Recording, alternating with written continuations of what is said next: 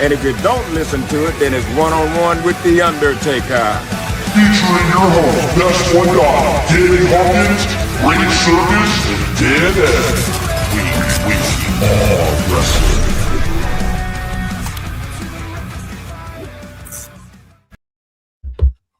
What is up? We are Wrestling Maniacs out there worldwide. I'm the host with the most, Mr. We Are Wrestling himself, the best one, Donnie, here with... What is going on, everybody? Danny Huckins here, man. 1/3 or 4th of the We Are Wrestling podcast, whichever way you want to word it. I appreciate you guys hanging out. We got a stacked show for you guys today. Dan Eddy, man, what's going on, bro? Not much, man. Just been working this last week and ready to get started on some wrestling. A lot of stuff happened this past week, over the weekend too. Been crazy. What an unreal week it has been. It's been an unreal week, man. It's been an unreal week in the wrestling world, and we're going to talk about all of it this week on the We Are Wrestling podcast, which is live every Wednesday, 5 p.m. Eastern Standard Time. Sure. But before we get into all the good stuff, if you're not a We Are Wrestling Maniac yet already and you're listening to this episode, wherever you get your podcast, Apple, Spotify, Google, wherever, leave us a 5-star review, not just any review, a best one review, and download this episode and all the other episodes and give us a follow. But if you're not a We Are Wrestling Maniac yet already, over on the YouTube channel where you can be a part of these episodes live every Wednesday, 5 p.m. Eastern Standard Time, and you're not a part of the thousands of subscribers, we recommend you guys to hit that subscribe button now, turn on the post notifications. Videos be coming out of nowhere like an RKO, and of course you already know the grind is unreal. The grind is unreal. I see what you did there. You saw what I did there. This sneaky monkey. Well, we might as well talk about the elephant in the room here, because I'm sure a lot of people want to know about how this happened. If you guys haven't checked out WWE Unreal Season 2, the best one, Donnie, is on WWE Unreal, a part of the R-Truth episode, which is Season 2, Episode 2. So we've been kind of teasing it a little bit here on the pod, telling you guys to check out Unreal without going into full details, but we might as well talk about it, right? Might as well talk about it. I mean, might as well, man. It's a big leap for the podcast. Huge leap, which I will say at first, I thought this was fake when I got the email from NFL Films about being a part of WWE Unreal, them wanting to use my live watch along Ron Killings reaction. I didn't think it was real, but obviously got to take the chance. So I signed some stuff over, sent them back, and I didn't think they were going to actually use it, because there was another opportunity that don't think I could talk about here because I did sign an NDA about it, but it never came to fruition, which is why I wasn't really getting my hopes up here. I think I've only told maybe a handful of people about this WWE Unreal reaching out to me and stuff. Really tried to keep it under the radar. And man, when you sent me the message, Danny, saying that all the episodes came out, had to scroll through. I was at my shoot job, and then next thing you know, I saw myself on Netflix, which is absolutely nuts. And we are wrestling in the end credits, which is what I wanted. Yeah, man, it's like, big. Like, we started, I started doing this podcast with you in 2021, and it was like, first it was pre-recorded episodes we did in your little studio there. And then it just sort of grew into so much bigger than we thought in like such a short amount of time. It's only been like 3 years technically since we've really have been doing this like to the extent that we have. So, things are going crazy, man. Things are going crazy. If you guys think about it, another 3 months now, I'll be here for a year already. I think 3 or 4 months, I'm pretty sure. So I thought it was in May when you made was it May? Okay, it was May for Backlash. Yeah. So I mean, since I've been here, I've seen the results, the amount of traction that this podcast has had, and now the the name of the actual podcast was in the credits, and Donnie was on the Unreal season 2. I mean, things are growing, so I'm excited to see what comes to fruition. Also, Alex Johnson asked you if he has a big question for you. I'm going to answer for you right now, Alex Johnson. He does not have Liv Morgan's phone number, so. Yeah, I don't have those connections yet in WWE. Not yet, Alex. Notice how he said yet. Yeah. But yeah, guys, it happened. I made it onto a WWE documentary, and it's just surreal. Like, it still doesn't feel real because it's only been 24 hours since then. I believe the episodes dropped at 10 a.m. Eastern Standard Time, and I just can't believe it. I just made a post, and if you guys want to go read that, you can. I don't want to get all emotional here because we have a very long show ahead of us. We did that last tonight. month. We did that last month. Not only are you in a WWE documentary, though, you're in a documentary that pretty much everybody that has some kind of affiliation with WWE or some, like, you know, everybody that's a fan of WWE, like, everybody has seen it, you know. So Yeah, which is not like a small absolutely thing. nuts. And like, I was like looking at the reactions during that scene, and there was only 9 content creators that they used, and the fact that they picked We Are Wrestling is just surreal. Absolutely. I mean, yeah, from that unreal. screenshot alone, they used the I feel like such a dick. I forgot his name. The guy in the Culture? lower, the guy with the backwards hat. Oh, with wait, his what the hands hell? up. Con man. Con Man. Yes, Thank Con you. Man. If you're watching that, I'm sorry I did forget your guys' name. But they use a lot of, like, in the clutch. I think they used mini and portable lots. Wheezy Blondes. So a lot of those, like, usual, like, you know, multiple occasion times podcasts. But the fact that they chose Rio Wrestling was something special. Very Thank you, Josh. special. Yeah. And we want to thank the WWE. Brain we want fart, to thank damn. NFL Films for making this happen and to get We Are Wrestling out there a little more. We hope that we continue to grow this and to something bigger. But we got lots of Absolutely. maniacs here in the live chat. We got Josh Toy Show. We got We Are Wrestling member Bradley in here. Hey, brother. Congratulations. Bradley. Awesome. Thank you, man. Appreciate that. And we have here Alex Johnson asking a question here. Are y'all going to do the number balls for the Royal Rumble Maniacs for the Royal Rumble match? Yes, we are. And I'll actually talk about that more next week in our Rumble episode. I have no idea what that is. Bro, You're gonna love this, Dan Eddy. Donnie has a tumbler or whatever that he puts The bingo like, cage. balls. And Yeah. I put the ping pong balls in there, and usually, like, we pick out, like, numbers for people, and then whoever gets the number basically, like, wins, like, a free figure. We do, like, a little nice giveaway thing. Oh, okay. Cool. So pretty Bro, much, can you like, I'm guys- gonna draw a number for you, and then you'll Can- have a number. Can you guys believe that we're this close to the Rumble?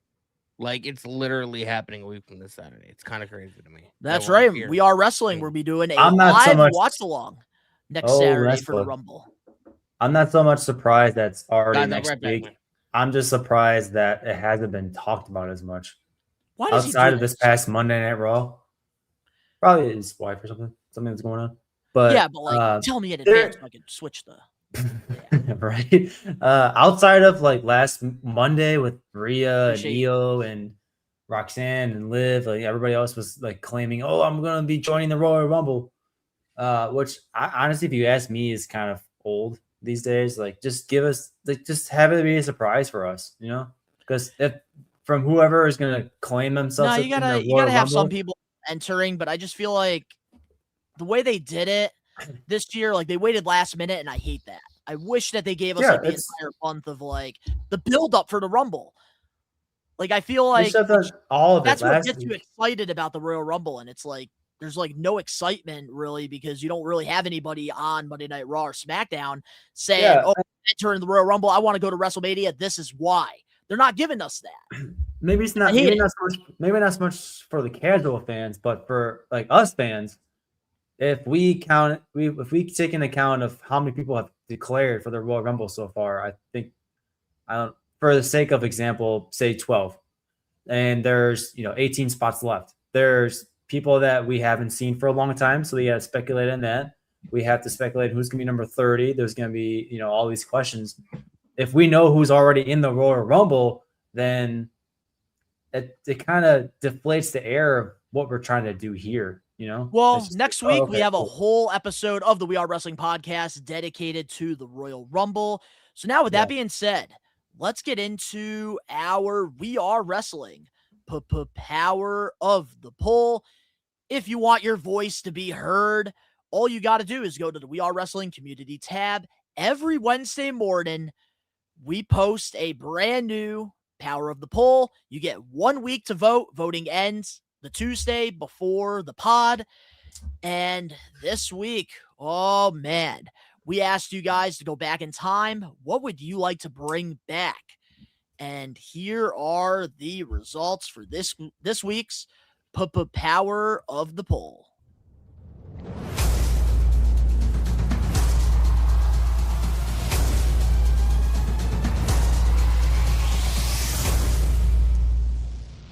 Here are the results. 15% of you guys picked bringing back Money in the Bank for WrestleMania. 24% of you guys picked the WWE Network coming back for only $9.99. The actual brand split with SmackDown and Raw got 9%. And then the winner, the classic pay-per-view stages with 53%. Do we agree with the Maniacs on this one? I actually do. This does seem like, a very even thing or whatever, because like 9%, it does, we kind of in a way do have a brand split. It's not. No, we don't. It used to be. We don't. We kind of do. No, we don't. Well, not to the extent of how it used to be, but like, I feel like back in the day when they had different stages for like the PLEs and stuff like that, like it brought more life to it. Like, each PLE or pay-per-view at the time had like its own personality. And now it's the same set that they have for Raw and SmackDown, just with like a different graphic or whatever. And like we get like different sets for maybe like WrestleMania. But like, and like I heard that the reason why they don't do those stages anymore like that is because they, like, every so often, they'll have, maybe 2-3 weeks in between pay-per-views, and that's not enough time for them to make a design and all that stuff. And like, they like the frequency of whenever, like, if they think of another show that they want to add to the yearly schedule, like they did WrestlePalooza this past year, they want to be able to do it without being like, oh, now we got to make a stage for that. So that's the reason why we don't get custom stages like we used to. Basically, they saw it as extra work. Yeah. You know what all I heard right there was? You had this really long explanation. All I heard was excuses. Bullshit! We need pay-per-view stages back, and I'm with you, Danny, on that. I would love it. It's not going to happen, bro. Sadly. No, it's probably not. But I will tell you guys this. I voted for WWE Network, $9.99. I did too. Because these ESPN prices are ridiculous. All these streaming services are ridiculous. VPN. I don't care about a VPN. The WWE Network was so awesome, especially for its time. Like, I miss all like the original series, like when they actually put effort into the network. It was so much fun, especially being an old school fan. I was able to just rewatch everything all in one place. I didn't have to go to ESPN Plus. I didn't have to go to Peacock. I didn't have to go to YouTube. I didn't have to go to freaking USA Network, Fox. I didn't have to go to all these places at once. Guess where I have to go. And then you also had original series. Like, I loved like the documentary of the Monday Night Wars. That was a great little series they did. The Legends House with Roddy Piper and Hacksaw Jim Duggan and Mean Gene and Howard Finkel. I used to love all the original shows they did. WWE 24. Mean Gene and Howard Finkel are dead. You want a show with dead guys? I'm talking about, like, they did a reality show back in the day, and it was so funny. They kind of do the same thing now today with fucking LFG and Evolve. Yeah, but guess what? Evolve's on Tubi, and LFG is on A&E. So it's like you have to go through hula hoops to get there. But if you had the WWE Network, you wouldn't have to go through damn hula hoops. I get Raw, SmackDown. I get Raw, SmackDown, NXT, all the pay-per-views and PLEs on Netflix. So I'm lucky. Oh, come on. Wait, were you watching around the time that the WWE Network was around or no? Yes. I was. I never had it. Daddy, come on. You know you want the network back. It was great. I mean, Yes, I would be Josh. down. I like the network. I loved it Thank very you. much. I'm just saying, like, it's not. We're not gonna ever get it back. I heard it's I know still we're like not. I heard if you have a VPN, you can like in certain areas they still have the network available, like in certain countries or whatever. But it's like a little far in between.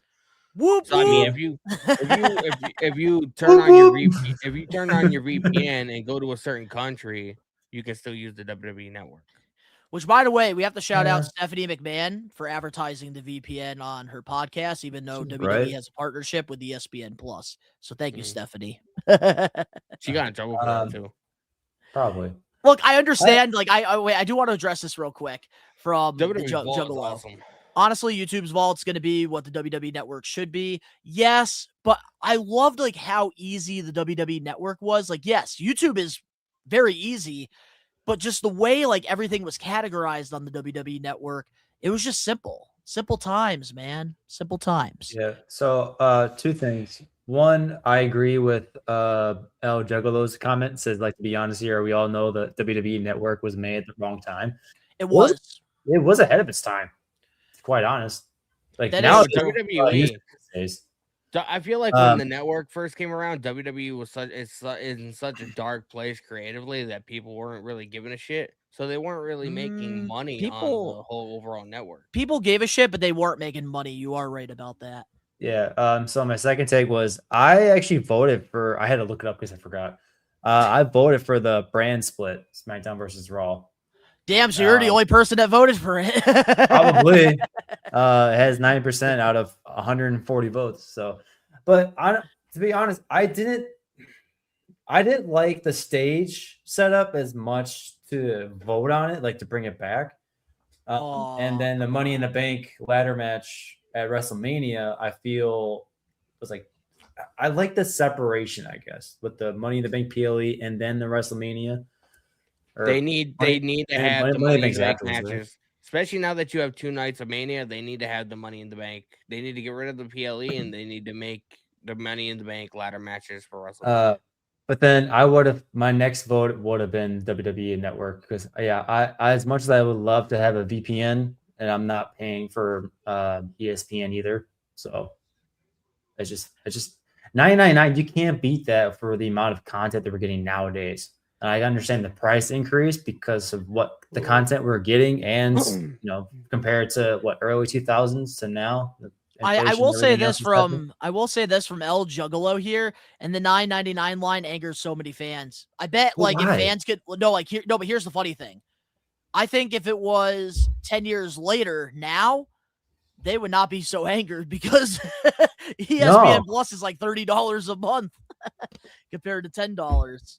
Fucking it's if you have ESPN Plus, it's not if you have ESPN Plus only for pro wrestling and WWE, it's not good because they don't have any for a certain amount of time, no additional content. They don't have no additional content. They don't have any of the old PLEs on there or whatever. So if they have a certain window to where you can watch the PLE that's on it, but it's not like how the network was. That's why all the PLEs went to Netflix. They kind of shot themselves in the foot because they had that bundle with Disney Plus and Hulu. Yep, now the bundle that makes more sense is the Disney Hulu or Disney Plus Hulu and HBO. And I guess a lot of people are having issues with that too. They're running into problems with not getting the ESPN Plus. But I will say this: all of these answers are valid. I can't even be mad at anybody who voted for anything. I'm not mad at the stage one ended or one. But I agree with the stages being the winner here because it did bring a unique element to the pay-per-views. It actually had a theme. It made it matter. One of the funnest things about those old shows or whatever is I remember watching Sunday Night Heat and right before it starts, I'm like, I can't wait to see what the stage looks like. That was one of my favorite things. Oh, me too. I'm glad we still get it for WrestleMania and sometimes SummerSlam, sometimes the Saudi shows. Yeah, but I feel like year over year they're getting less. They're getting less. They are getting less unique. better. I agree. Except WrestleMania, they've been doing pretty. I think WrestleMania, they're doing very I good. feel like with. the best stage that they've had over the last 10 years was when they were in Florida and it was like a fucking giant ass roller coaster or whatever. Oh, yeah, that was like WrestleMania 33. Oh, that was in or Tampa, 34? right? Yeah, I think so. I think That it was was like Tampa. that was like the best one over the last 10 years at least. But here's what I was saying before I got interrupted. I think all 4 of these both of us. choices I can't be mad at, because at the end of the day, Money in the Bank, WrestleMania, I did really enjoy that element, because WrestleMania is always like the season finale. And then going into like the next season, which is the Raw after Mania, it was like a fresh start for somebody that was up and coming. So I did really like that. Also, the pay-per-view stages, like I said, the unique element of it. That's why I'm not upset with that winning. WWE Network, $9.99. I just miss how simple it used to be. And then the brand split. I grew up Ruthless Aggression. I loved SmackDown versus Raw. And I know we do somewhat have a brand split, but I just feel like we need to go back to the basics. Like, if somebody is on Monday Night Raw, you rep red. You stay on Raw. You don't go nowhere near SmackDown unless it's Survivor Series season. And if you're on SmackDown, you rep blue. You stay on SmackDown unless it's Survivor Series season. A quick Honestly, idea for, not mad at any of these votes. a quick for idea for that was they can have the SmackDown versus Raw brand split, but make a PLE out of it. Survivor Not so Series, much. Man, come on, bring back the Survivor Series. Do you think SmackDown. Never mind. Do you think WWE should bring back remember back during the SmackDown versus Raw era where SmackDown would have its own PLEs, Raw would have their own PLEs? Yes, I do miss that as well. And wasn't Raw is War a PLE for that? No, that was Raw's just War the used to be Monday brand Night Raw. for That's what it Attitude Era. used to be called during the Attitude Era. I just feel like WWE, like neither Raw or SmackDown really have the fucking like the roster depth to really like, you know, it'll be the same matches literally every single PLE because They they don't have the amount of people on the roster that are being No, they used. do. Just creative. Both shows cannot be good creatively at the same time. Like, I feel like SmackDown the last couple weeks has been better than Raw, but then all of 2025, Raw was better than SmackDown. Like, they both just can't be good at the same time. And I know they did bring back the brand split pay-per-views in like 2017. Around that time, there was not enough depth. But I feel like in Triple H's era of WWE, there is more than enough depth. It's just them creative fucking writers, man. I just feel like the shows flow so much better when like, you know, when like you have Raw people on SmackDown people on Raw, just because you add different elements to it, you know, different matchups, different feuds. That's a great area though, because you can sometimes use it as a filler point, and then it wouldn't make much more sense long term, because then people will get tired of it. Exactly. But congratulations to the pay-per-views winning this week's Power of the Poll. Next week's is up right now, and of course, it's Royal Rumble themed. And we asked you guys, who's your favorite Royal Rumble winner who drew number 1?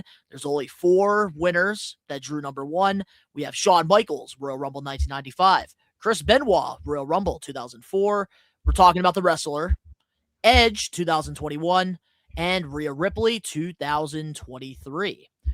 But before we get into some of the advertisements, let's read some of these comments real quick.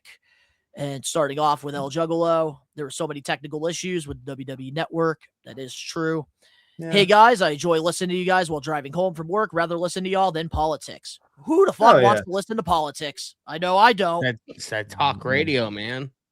Oh yeah. And then we also have here Josh Toy Show. If you have ESPN Plus, it's good if you're a sports fan as well as pro wrestling, which I think we made that point out. Oh, no. WWE should move everything to Netflix. I'm with you, Alex Johnson. 100%. Just keep it to one platform, yeah.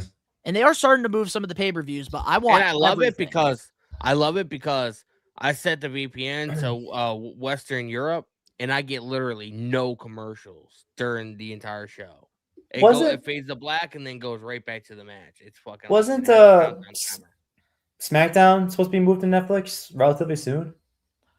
No, not for a couple years. No, I think they signed a deal with USA for quite a while. They signed like a 4 or 5 year deal with USA Network.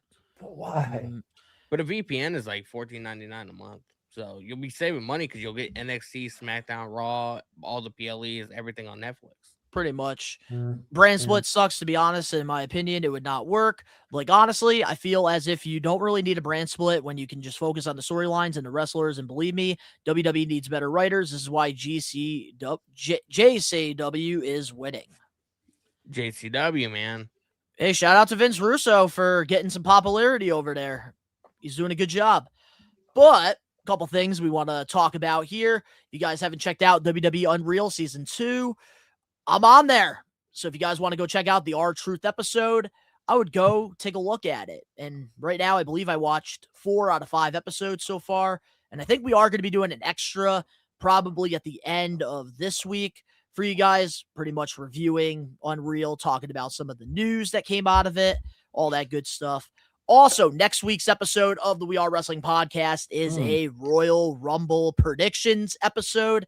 And the way we like to do it with our big 4 PLEs, we like to go back in our getting put over.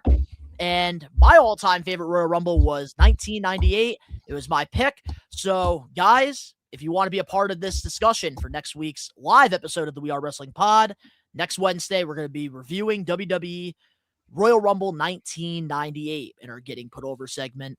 You know, Then, of course, what were you going to say? I was gonna say, I like this artwork. I like this time period of WWE. For years, I've always had a hard time deciphering what the fucking nails in the head mean. Oh, I don't know, man. I could tell you that next week. I'll tell you that all next week because I know all the Easter eggs, dude. I love this Royal Rumble that much. Next Saturday, Royal Rumble Watch Along will be happening live here on the We Are Wrestling YouTube channel sometime in the afternoon because it is in Saudi. So we'll be doing a live stream. I'm sure Danny will be doing one on his channel as well. I will. So subscribe to me, man. Subscribe to Danny Huckins BW.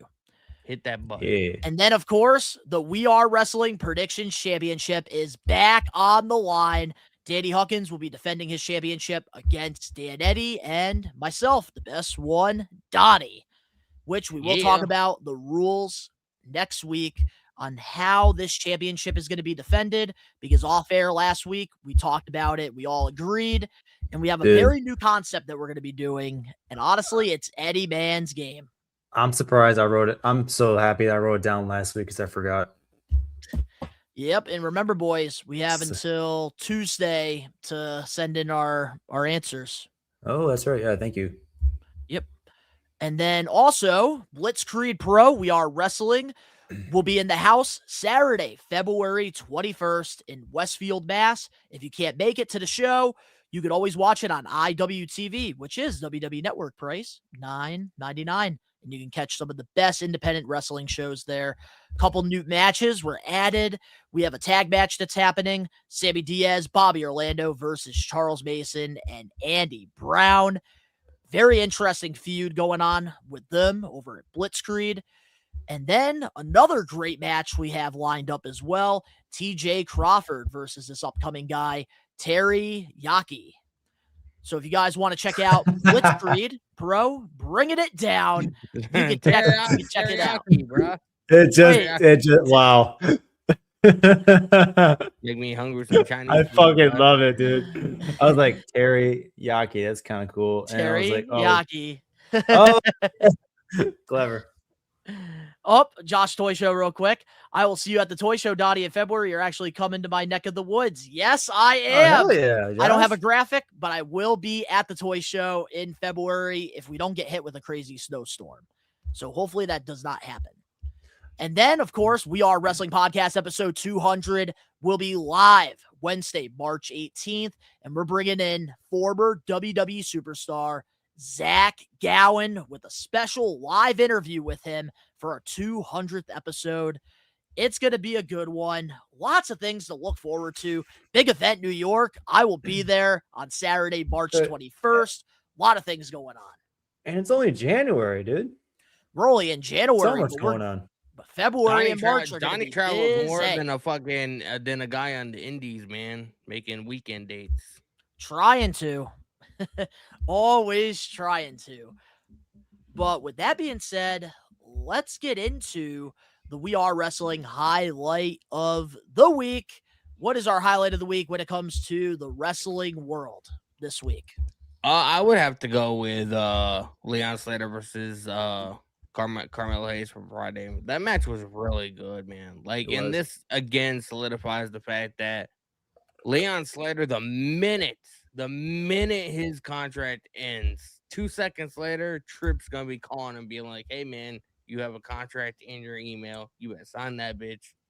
Yep, and I think that's when him and Javon Evans, that's when they're going to really take off, because I think they're going to make him a tag team.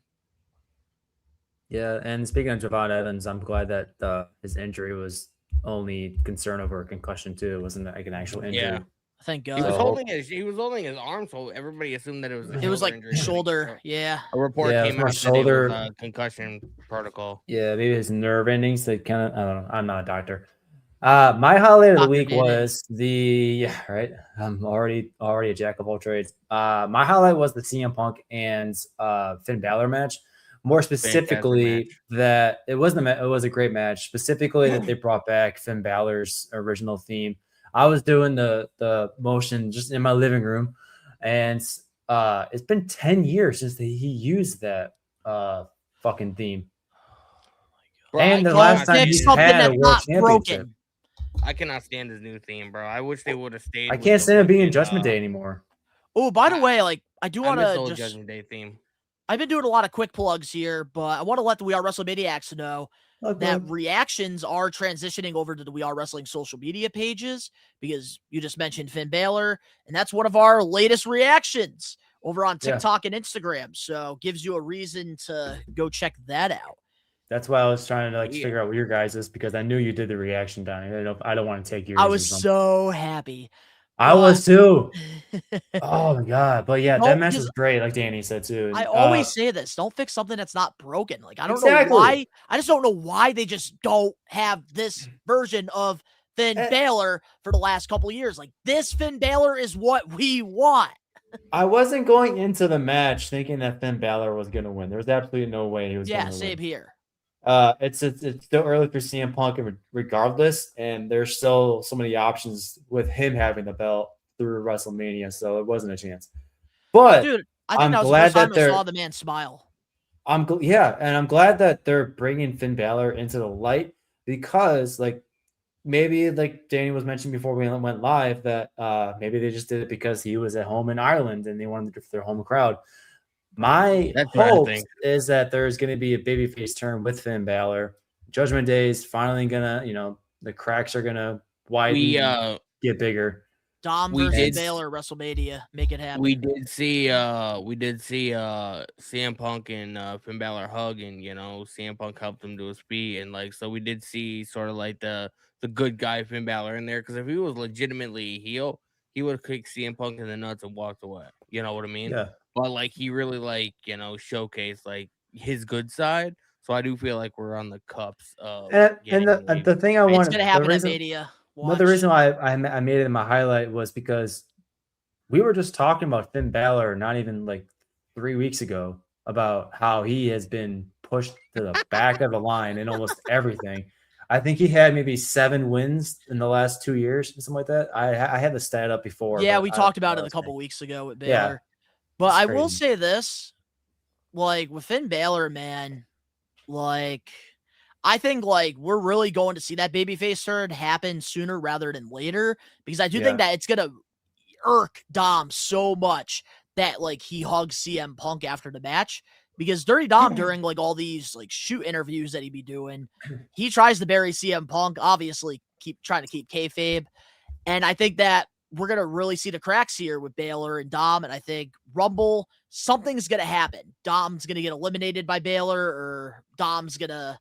They're one way or the other, something's going to happen there. And then I think it's going to lead to WrestleMania. Finn Balor versus Dom. Balor gets his moment, wins the championship.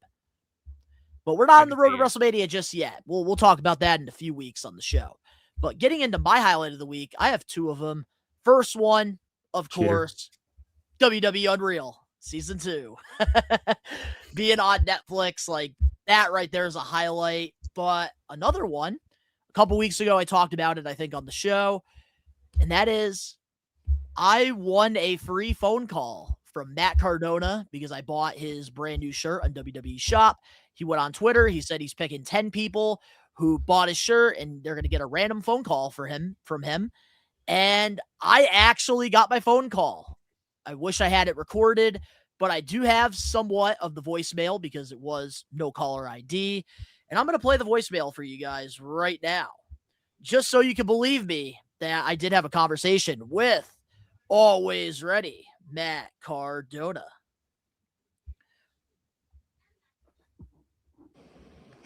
Hey, this is Matt Cardona. Just wanted to say thank you for buying my new t-shirt. And then right when he said t-shirt, I picked up the phone. I said, "Hey, Matt." And me and Matt, we had a pretty cool conversation, and it was really cool. Because I had told him about my toy channel. He's one of the many reasons why I started to do my Best One Donnie channel. And then he said, because he was like, "Oh, you must have been, you're part of the Major Wrestling Figure Podcast Facebook group." And I said, "Yeah." I was like, "How do you know?" And he said, "I see you, like, you post your videos in there all the time. Keep up the hard work and stuff." And it was just a great conversation. And then he told me to take care, and then I had to tell him, "Spike your hair," and it kind of got him. Because back in Zeech Long Island Story, he used to go, "Take care," and then he would spike your hair. Woo, woo, woo. You know it. Yeah, so that was really cool. But I do see a lot of you guys here are asking some of our thoughts on things. We have thoughts on AEW AMC premiere. Y'all talking about Trey Miguel. Yes, we gonna are be talking about it. And I might as well give the recap of the show here real quick for the people who are listening, who are here live. So there is some topics we are talking about this week, and here's the rundown. So with our TV recaps, we're going to be talking about TNA on AMC and the debut specifically, Daria Ray, formerly known as Sonya Deville, and Elena Black, formerly known as NXT's Cora Jade. We're going to talk about Leon Slater and what happened, why he wasn't at TNA, and then an indie show, Limitless Wrestling, MJF versus Alec Price, because afterwards, MJF announced that Alec Price and his partner, Jordan Oliver, are all elite, and this is a very underrated signing for AEW. Then, of course, AAA, we saw the return of Santos Escobar with a little bit of a new look, and then this past Tuesday on NXT, Sean Legacy, one of the new WWE ID prospects, has signed with NXT. And we did talk about Vanity Project last week. And then, of course, with the We Are Wrestling weekly news and rumors, Tommaso Ciampa just went on social media to announce that he is not re-signing with WWE. So we got an update on him. The Inspiration, TNA contracts are expired. WWE and Powerhouse Hobbs. Hobbs' contract ran up last Wednesday at midnight, and WWE looks like they're interested in him. The Rascals just made their AEW debut at Collision, but Trey Miguel is no longer a part of the Rascals or AEW, and we do have an update on him. And of course, TNA Wrestling, they're interested in bringing in one of the hottest independent wrestlers right now with his signature move, Richard Holiday. And then for our Getting Put Over segment, we're putting over Steve motherfucking Blackman. And then the main event topic, is AJ Styles really going to be retiring at the Royal Rumble? Because Gunther put AJ Styles' career up if he wanted to wrestle him. So we have a very long stacked episode. So there is the lineup for this week's show. And we might as well start things off with the We Are Wrestling weekly TV recap.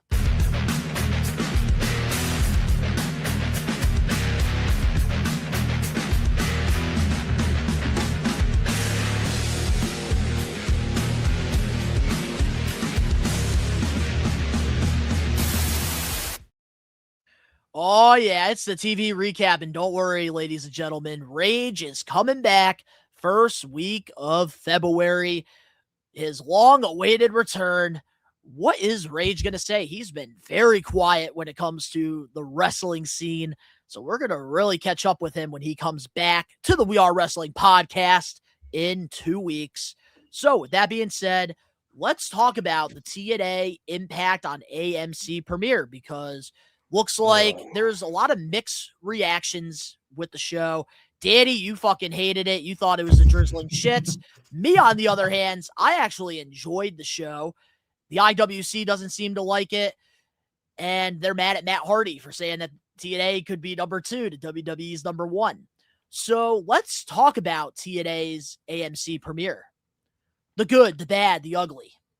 Good, the bad, the ugly, the everything, man. I was really excited for this show because, like, I even mentioned it, I think, a couple days prior, or actually the day prior, because we had the podcast that day, and I was like, I mean, if the show kicks ass tomorrow, there's a possibility I might, stop watching AEW altogether and start turning into TNA. And then Thursday happened, and I was on stream watching it, and usually, like, even if a show is not that good, I still have fun on stream or whatever. But one thing I've noticed is during that show, I noticed myself looking at the clock, looking at the clock down here at the time on my computer monitor. And that doesn't really happen that often. You had three matches in 2 hours. You decided to film a drone shot and mimic WWE, except you did it with an empty parking lot with 2 people just standing there. You decide to have a bunch of fucking live reactor YouTube, creators or whatever. Not talking shit about them because that's kind of what I do, but like had them in the part of the arena. We're not allowed to criticize TNA. You had them in the part of the arena to where right above them was empty seats. Who in their fucking right mind decided that was a smart idea? Even Eric Bischoff brought that up too. Out of everywhere in the fucking arena, you have them in the section that has no people. Why? That makes no sense. And then you played a bunch of video packages of like, the X division and like, the knockouts division of TNA. Oh, and, come on. Those were good. The video packages were good. But they didn't do any of the matches to follow up to be like, you know what? That was our past. That's, this is our current. Like, we're going to really show you guys what the fuck we're all about. They had nothing on the show of importance. They had the inspiration to lose the tag team titles because they were fucking leaving the company. Hey, there will be no slander of Mr. Elegance on this show. You hear me? You fuck Mr. Elegance. Fuck you. You had this asshole news journalist, Perez Hilton, who hasn't been relevant in the last 25 years, probably, on the fucking show with his pink hair looking like a fucking dork. Like, bro, like, and I don't want to hear that it was because of visa issues. Because literally, there was visa issues, though. Literally, that's why Leon Slater wasn't on the show. Everything that they advertised that was going to be on the show happened on the show, minus the whole Leon Slater match. That everything that they advertised for the show happened except for Leon Slater wasn't. Daddy, there will be no slander of this gentleman right here, Mr. Elegance. I don't give a flying fuck, bro. The show, I don't know how you can even being a longtime TNA fan, I don't know how you could watch what they did on Thursday for the AMC premiere, in front of a new audience, a wider audience than Access TV. I don't understand how you can look at that show and be like, you guys did a phenomenal fucking job. No, they didn't, bro. That show was absolute garbage. I don't give a fuck what anybody has to say. Well, I'm going to say my piece here, and I gave you the time and space. I didn't interrupt you for once. So I will give myself a high five for that one. All right. Well, here's why I enjoy TNA wrestling on AMC. I went into the show with very low expectations. I thought that they were going to do a lot worse than they did. And honestly, they're building a solid foundation. And that is what they need to do here, because you can't play checkers in professional wrestling. You can't play Connect Four. And TNA, they're building a solid foundation here. And I think that they did a great job introducing TNA to a new viewer. And that's what I was expecting going into this very first live television episode on AMC. I knew that they weren't going to do crazy things. I loved the way the presentation of the show is what I enjoyed the most out of it, because I thought they did a great job with these video packages, introducing who the knockouts are, introducing who the X Division are, the World Heavyweight Championship, the prestigiousness of the title. And just in general, I thought they did a great job introducing the brand to a new audience. And that's something I feel like we don't get in WWE or AEW, because they expect us to know what they're talking about. So I like the approach that TNA took. They took an old school approach here, and they really introduced the little things. I will say they could have used some more vignettes on the show, maybe introducing some new debuts or something. I would have liked to have Richard Holiday already signed and do a little video package. I have some news on that. We'll talk about that in a moment. But overall, in general, I enjoyed it. I thought the matches were solid. Okay, the Knockouts tag title match could have been a little bit better. I will say that. But I do like what they're doing with the Elegance brand. I do like what they did pretty much with the little bits of advertising for Genesis. I think they could have done a little bit of a better job there. But I just think overall the presentation wasn't bad, except for the celebrities. I will say that, because I pointed that out on my live watch along, that they should have never shown that dead side of the arena. But a lot of people need to also understand and realize that TNA is not going to be a number 2, because they don't have the money, they don't have the production quality that AEW has. And the ratings just came out actually for AEW, or for TNA, and they drew 173,000 people, and that doesn't include the AMC Plus subscription memberships. So pretty much they got AEW Collision numbers. And Collision numbers right now, they average about 300,000 viewers per week. So you got to also realize that TNA is not going to be that number 2 promotion unless they do something that's like Hulk Hogan friggin' turning heel, joining the New World Order, or John Cena. Like they don't have that. They don't have the money either. But I think that it's a marathon, not a race. And that's why I like the episode. I don't know. I just feel like you had a massive opportunity on a phenomenal television station. You had an opportunity to showcase your talent, showcase your show people what you're all about. There was a lot of people that watched for the very first time that haven't watched TNA in years, and I just feel like that just left a bad taste in a lot of people's mouths. And I mean, we'll be lucky if they reach 100,000 next week or tomorrow. Hey, we will have to wait and see. And I know we're probably going to be staying on top of the ratings and stuff. But Dan Eddy, did you catch TNA? I won't be watching it. I know that. I won't be watching. I caught a good chunk of it. I caught about 60% of it, and I can see both sides of your guys' arguments. And I'm a nerd at heart. And when I was hearing Danny's side, and then I was listening to Donnie's side, it was like when I was reading the Harry Potter books for the first time. If you guys have read them by chance, you know that the first one is very dry as fuck. It's just sort of like introducing a lot of the certain stuff. And some people like this. Some people read Twilight or some other book or whatever. Just don't give Harry Potter a chance. I thoroughly enjoyed it because it laid down a foundation of what they're going to be doing. And if you guys know, there's 6 other books of Harry Potter. There's a lot more episodes of the TNA coming up. And it can get better from here. Like I said, I think Danny, no offense, Danny, I think you had a lot higher expectations than, maybe a casual viewer or a viewer like yourself should have had. Because it got built up, that's for sure. But I think if you went into on Donnie's perspective with the lower expectations, it probably would have been a lot of a better show. But I will say this before, just real quick, Danny, you're not wrong for having those higher expectations, because you wanted a good product, and that is okay.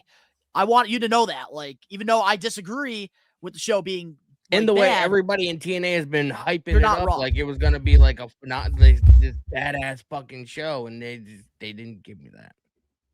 And that's okay to have high expectations. I can say, as a casual viewer, and I'm not as big as a viewer as you guys, certainly, I liked it because I'm still learning everybody who's part of TNA. Like I thought when they I'm sure we're gonna talk about this later on too. I think you mentioned it already, Donnie. The Mm, Daria. Yep. Sonya Deville Daria and Ray. Elena Black. Yeah. When they brought them two out, I was like, oh, okay. So you're drawing me in because I'm familiar with those two people. And when they had the matches, I was just sort of in awe because those matches were kind of good. So They were pretty good for television matches. But Yeah. like that's the thing. Like I thought that was the goal for TNA was for a new fan. And that's why you got those video packages talking about the history of the knockouts, the history of the X Division, the World Heavyweight Championship, and even some of the theme matches. And I also like that. They did some good advertising for next week's, or well, now this week's episode of TNA Impact. tomorrow. Mhm. Mustafa versus Jeff Hardy, Feast or Fired, new member of the system. So I like that they didn't throw all their eggs in one basket, and it's a marathon, not a race. But I also do see your point, Danny. Like you're not wrong for going into it. But I will say your day one loyal Daniac, Tyrus, he was pretty sad that you didn't enjoy it. He said you were being miserable the whole time on your stream. Oh my god, bro! Like He said you're talking like his grandfather. that show just I don't know, man. Hey, you know, get I better don't for know. here. But Alex Johnson, it looks like he agrees with my take, and he also enjoyed it. It seemed like a lot of people in my live watch along enjoyed it. And then when I went over to the IWC, I don't know why I didn't expect people to enjoy it. Bro, They I just haven't- completely shit on No. it. You're And I thought you're you the were only- crazy. You're the only person I've seen personally say that they've actually enjoyed the show. I have know not JD seen from New one York hated person. it. And then With I something guess like this, and I guess Moose went off on him and saying Yeah, like, according to Moose, I want- Moose, you gotta hear this, Dan. according to Moose, if you're not a pro wrestler, you have no right to criticize pro wrestling. Or running the business or something. And JD made a lot of valid points. JD, I will say this, he took a low-key W with his take on Moose. I will say, usually a lot of the times, no, JD from New York, he's a wrestling Oh, that's right. Yeah. podcaster, reviewer. He gets a lot of heat for his takes and the way he approaches it, which there's things So, I disagree with him a lot of the time. He's like the but Skip Bayless of pro wrestling then. Yes, he is the Skip Bayless. Yes, Oh, God. 100% he is the Skip I Bayless. hate him already. I have never even seen him. But I will say he did take a low key W with the replying to Moose. I thought he did a pretty good job. So shout out to JD from New York. But let's move on now to our next. Let's get into our next We Are Wrestling TV recap. Speaking of TNA, let's talk about the big debuts that happened. Last Thursday on TNA Impact, we saw the debut of Daria Ray, formerly known as Sonya Deville, and Elena Black, formerly known as Cora Jade in the WWE. So we do have some news here about their contracts. During an interview with Busted Open Radio, Daria Ray says she signed a 6-month deal with TNA and feels it could become long-term. According to Fightful, Elena Black's, Cora Jade's TNA contract is 1 year. So what's our thoughts on these two knockouts joining the TNA roster? I feel like Elena Black has said multiple times before, because she, started an OF account and, started doing, stuff on the side. And apparently she made a lot of money from it, but I think she went on record saying that she was just done with pro wrestling, kind of like what Mandy Rose, she said she was done. But now she's back. And I feel like she signed a 1-year contract or whatever, just to, get back in the good graces of a lot of people in the business, build up her credibility again. And then I think we see her back in WWE after the year. Oh, for sure. By the way, shout out to Casey and Navarro, because apparently they're a couple now. Man, I do want to say something about that real quick. Casey Navarro is such a nice guy. So I really hope that him and Elena are very happy. I found out about him from Rhea Ripley, because I guess him and Rhea and Buddy are fucking like best friends or whatever, and they're always training together. So that's how I started watching. I know Casey Navarro from Northeast Wrestling. I watched him for years wrestling there. But what's your thoughts on the Elena Black signing because we'll get into Daria, because it seems like you talked about Elena more. So how do you feel about it, Dan? Oh, I thought you were still talking to Danny. I liked it because, like I said earlier, it was two people that I recognized on TNA, and if we're going off of Danny's logic, I'm surprised then Elena Black's contract is not 6 months, whereas Sonya Deville's is, and maybe have Sonya Deville's a year, and then Elena Black's as 6 months. So if it's kind of like weird with that happening. I feel before you can say, I feel like that is because Daria Ray left WWE on somewhat okay terms. Elena Black, she went on like a month tirade, pretty much bashing pro wrestling and bashing some of the things that she's gone through. So I do feel like, with that year, it'll help her, get back in the good graces of build her reputation back up. Yep, because she kind of tarnished it a little bit. But yeah, I just want to address this, Daddy, real quick. Alex Johnson in the live chat. What Elena Black said months ago is that she was taking a break from pro wrestling to focus on her mental health. That is 100% true. Yeah. Oh, okay, that makes more sense. I think she said that. Yeah. I was also gonna say Daria Ray's outfit was fire, dude. I like that. It was like the twist ties, or whatever, all along. That was pretty cool. So I'm excited what they're gonna do with that. Those two there. I'm very happy with both of these signings, and I want to talk about Elena Black first.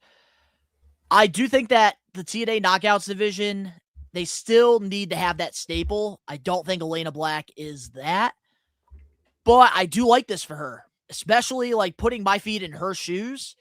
Business-wise, absolutely brilliant going to TNA Wrestling, because there is a void right now. We don't have a top knockout right now because, of course, Jordan Grace, she's not there anymore.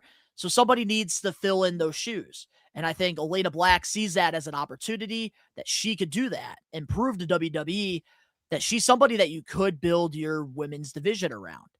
And I think that this is a great low risk, high reward for TNA. And they've always done such a great job at doing that. So I'm very happy with the Elena Black signing. Getting into Daria Ray now, I will say, thanks, Wavy Bro. Appreciate you, Wavy Boy. But getting into Sonya Deville now, Daria Ray, I hated her on-roll authority role in the WWE. When she was doing the general manager thing with Adam Pearce, I hated it. Because I really enjoyed her first run doing the whole mixed martial arts thing, what she's known for. But I will say this. I don't know what's different about that AMC premiere and her run as like general manager of Monday Night Raw. I was glued to the television. I was invested in everything Daria was saying. Did a great job talking about her passion, like what she sees here in TNA, and then going right back to being a heel. And honestly, I think maybe I really like this because we don't have a heel odd role authority figure in wrestling right now. Because Adam Pearce, he's a good guy, always wants what's best. The man always needs a drink. And Nick Aldis, on the other hand, he's a tweeter. 1 week he's an asshole, the next week he's a good guy. We don't have that solid heel authority role. And that's what I see here with Daria being. Like, I like this, her and Santino. Like, I'm excited to see where we're going to go from this. And I don't know what it is. Like, it just seems like she has a fire under her ass. And that's why, like, I'm invested in what she's doing. I thought this was the best promo work she has done in her entire fucking career. I mean, I wouldn't go that far. No, best work she has ever done on the mic. Like the promo was good. I enjoyed it, but I did like catch a couple things or whatever in there to where like she was like stumbling over her words, and some pronunciation, whatever. It seemed like she was like, but that's okay because that shows passion. Yeah, I like the dynamic though. Him and her and Santino, like, because Santino is like. He's that weird uncle that just like he wants to be friends with you, or at any cost. You know what I mean? And then you have his wife that's just like, oh, shut the hell up. Nobody really wants to be your friend. You know what I mean? Like just that dynamic or whatever. So I I enjoy it, man. I'll keep tabs on it through social media, but I am invested in what they've done with Daria. But I agree I'm with not gonna Josh. watch it, but I'll watch the highlights and just kind of keep tabs on it. Maybe I'll Keep dive back tabs. in later. I mean, I got to keep tabs on it because of it's the whole reason I'm pretty much made at Twitter is so I can keep tabs on it. I need to know what's going on. Yeah, I'm on the unlike Facebook podcast. with the fake news. That's the only reason why I have an X account, a Twitter account, because like you get the news. Like they don't filter the real news. Facebook, on the other hand, is like all you see is fake shit on there. Yeah. That's not Yeah. real. But Fake let's read accounts. some of these comments real quick and then we'll move on. Alex Johnson, oh yeah, we already went through that. Josh Toy Show, it's good for her, and I hope they push her in TNA. I'm happy for Daria. Alex Johnson, I wouldn't mind Dakota Kai going to TNA. I like that. I think was going to mention that. Yeah, she could be a You took the solid word- asset. took the Josh words out Toy of my Show, mouth. they need a serious authority role. Yes, look they what Brandon do, James- and I think look she what- fills that role. Look what Brandon James said. Oh, Brandon James of 8296. Welcome to the live episode. Good news about Will Ospreay backstage at AEW Dynamite getting medical evaluation. Yes, that is great news because Will Ospreay being away from the ring is never a good thing because he's so good at what he does. But honestly, I would not mind Dakota Kai going to TNA. I think she's somebody that you can build the knockouts around. I got to mention something real quick now that Brandon James brought that up. Something that I talked about I want to say either in December or November, and if I remember correctly, everybody was like, no, it's not happening, and I think you even laughed at it at one point. I'm sure I did. When Will Ospreay was having a medical checkup a few months ago, his doctor put on the tag of the photo or whatever the caption, January 2026, and everybody was like, that's not happening. Well, according to him, I don't know if the validity of it. Maybe somebody can look, but he's saying that Will Ospreay's backstage getting a medical evaluation. I told you, bruv. It's January 2026, man. So don't fuck with me about when I say something. Okay, I won't fuck with you when you say something, Danny. Okay. You're more reliable than Dave Meltzer. That's why you're signed to We Are more Wrestling. reliable than Dave Meltzer. He Me so scared. He fucking finds news articles on fucking parody accounts and makes posts that it's legit. And you believe half of those parody accounts. Let's move on to our next TV recap. Last Friday on SmackDown, Leon Slater accepted Carmelo Hayes' open challenge. According to Fightful, Leon Slater's planned matches in TNA were pulled because he was among the talent with visa issues. TNA allowed WWE to use him while he was back home in the UK as a result. What was your thoughts on Leon Slater's main roster debut, accepting this open challenge? I think, well, for one, I was wondering who it was going to be. Like, part of me was even thinking, like, oh my God, like, would they really have the balls to, like, have Powerhouse Hobbs debut on SmackDown like that?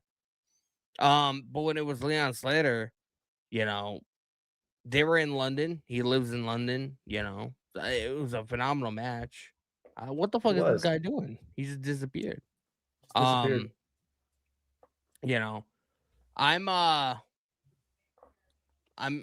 I was happy about it. First and foremost, I was happy about it. I do find it hilarious that he was not able to be on the AMC premiere, but yeah, he was on SmackDown the following day. So it was kind of funny. All the signs are pointing for WWE, him going to WWE. As much as I don't want to see that happen, but Dan Eddy, what's your thoughts on it? I thought it was awesome, and I thought it was a fresh sight for sore eyes, I guess, for people who were looking forward to open challenges. And they had to have practiced before, maybe like lay down some moves or something like that, because that match was honestly fantastic. I mean, that's why it was Danny's highlight this week. I enjoyed watching it. Leon Slater is phenomenal. I just can't wait for him to actually stay on the main roster once his TNA contract is up, because I think they already have plans and creative for Leon Slater. So Yeah. They do for sure. WWE When's his contract Impact, up by chance? Anybody know? I don't know, but if you want to look it up, you can. While you do that, I'll share my thoughts on this. Leon Slater, Ricky knows best because Ricky has been telling me about this kid, this young kid from the UK for years. And for me, like the first time I really started paying attention to Leon Slater was when I saw him live. TNA Slammiversary versus Moose, winning the TNA X Division Championship. And that's when I started to really pay attention. And then, of course, Bound for Glory, watching his classic with Javon Evans, probably one of my favorite matches I ever watched live. It was just so good. And then I even told Leon Slater, man, like my boy Ricky knows best, told me all about you. And man, one of my favorites right now. Keep up the good work. He signed a 3-year deal back in October of 2023 and it expires in the fall this year. So maybe Elimination Chamber. Who knows? No, it won't be Elimination Chamber. Or no, so I'm not. I'm sorry. Survivor Series. My WrestlePalooza. bad. Yeah, I mix the two all the time.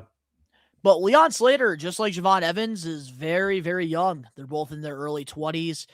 I won't be 21. surprised if Leon Slater does go to WWE. I really hope he does stay in TNA because I do see that AJ Styles path for him over there. But like if the opportunity comes for him to sign with WWE, don't blame the guy. Go get that money. Go do what you got to do. And honestly, him and Javon Evans could be such a popular tag team. I think that would be so good. I could see the Usos, passing the torch to them as like being like the new up and coming tag team. He turns I 22. really don't want to see Steve. He turns 22 in September. I really don't want to see the man leave. I kind of wanted him to go for the TNA world title. Really? Yeah, but you know what? Yeah. Nobody's gonna remember it. Nobody's gonna remember him being TNA world champion. They're gonna remember what he does in WWE because a lot of the WWE audience, they don't tune into TNA. They don't. Not necessarily true. AJ Styles had plenty of opportunities to leave TNA wrestling back in the OG days for WWE, and he turned it down. Leon Slater could flip the script here, but do I see him doing that? Probably not. Just because WWE, with this working relationship, they are utilizing Leon Slater to the best of his abilities. They're having this man team with Javon Evans. They're having him at NXT PLEs. Just now, accepting Carmelo Hayes' open challenge. Two guys that I could see probably having a rivalry down the road. Just last month, he All was signs on are pointing towards John WWE. Cena's retirement PLE too. He was there. Yep. Teaming up with Javon Evans. But I do think WWE he was only is strategic. TNA talent, I think, on that show too. WWE is very strategic here with Leon Slater and how Well, they're there's booking Joe him Hendry so that they can lock him in. Yeah, Joe Hendry with a deal. So no, Joe Hendry. I think Joe Hendry was already signed when Saturday Night's Main Event happened. Oh, was he fully WWE by that point? I think he signed at the end of November. Oh, okay, maybe you're right then. Yep. But yeah, no, Leon Slater, man, we're gonna have to wait and see what happens. I'm sure we're gonna be getting a lot of news on him throughout 2026, and we'll keep you guys all in the loop with that. But let's move on now to an independent wrestling show, Limitless Wrestling, because we got some big news out of Limitless Rumble 2026. Last Friday at Limitless Wrestling, MJF wrestled the Prize City Fighter, Alec Price, one of the top independent wrestlers who does a lot of work for GCW Wrestling. And after their match for the AEW World Championship, which MJF retained, MJF announced that Alec Price and Jordan Oliver are all elite. So now they are officially signed to AEW, and they're actually going to be wrestling tonight against FTR in, I believe, a non-title match. What's your thoughts on Alec Price and Jordan Oliver, two top independent wrestlers in the Northeast, getting signed to All Elite Wrestling? Well, first of all, I did watch that match because luckily it was SmackDown was on during the day or whatever, and so I was able to get off stream, and while I was editing my clips, I was able to have Limitless pulled up over here. Bro, I'm so mad. Like, Alec Price stopped going to Blitzkrieg around the time I started going because I don't remember him ever being there when at any of the shows I've been to, and he I'm kind of upset. The same thing with Sean Legacy. Like the one time Sean Legacy's on Blitzkrieg, facing Marcus Mathers with the for the WWE ID match or whatever that they had. It's the one show I didn't go to, so I'm kind of bummed about that. Alec Price, I don't know much about Jordan Oliver, but Alec Price, man, I've watched him on Wrestling Open. He's done stuff in Northeast, like, he's a Northeast beast, man. He's also, a fellow Massachusetts resident. You gotta appreciate it, man. I did watch his documentary when they were doing like a bunch Me of those too. like documentaries on IWTV. And he grew up like a kid wanting to do this, man, and now he's here. I just have a fear that AEW is not gonna book him properly.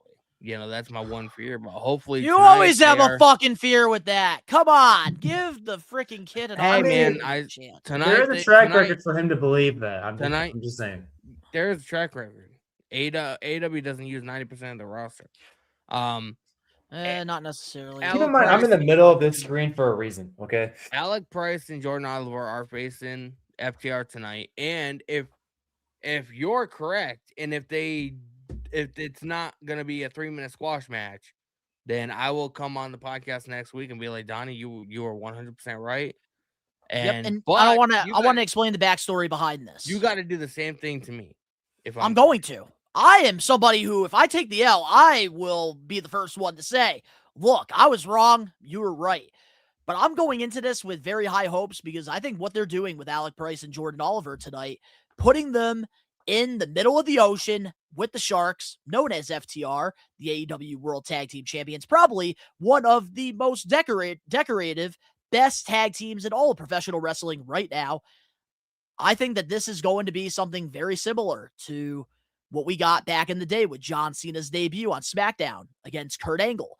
They threw him in there with the vet, and that's when we got the famous ruthless aggression line. There was no vignette. There was no backstory. There was nothing on this young kid from West Newbury, Massachusetts. And that's the thing with Alec Price and Jordan Oliver.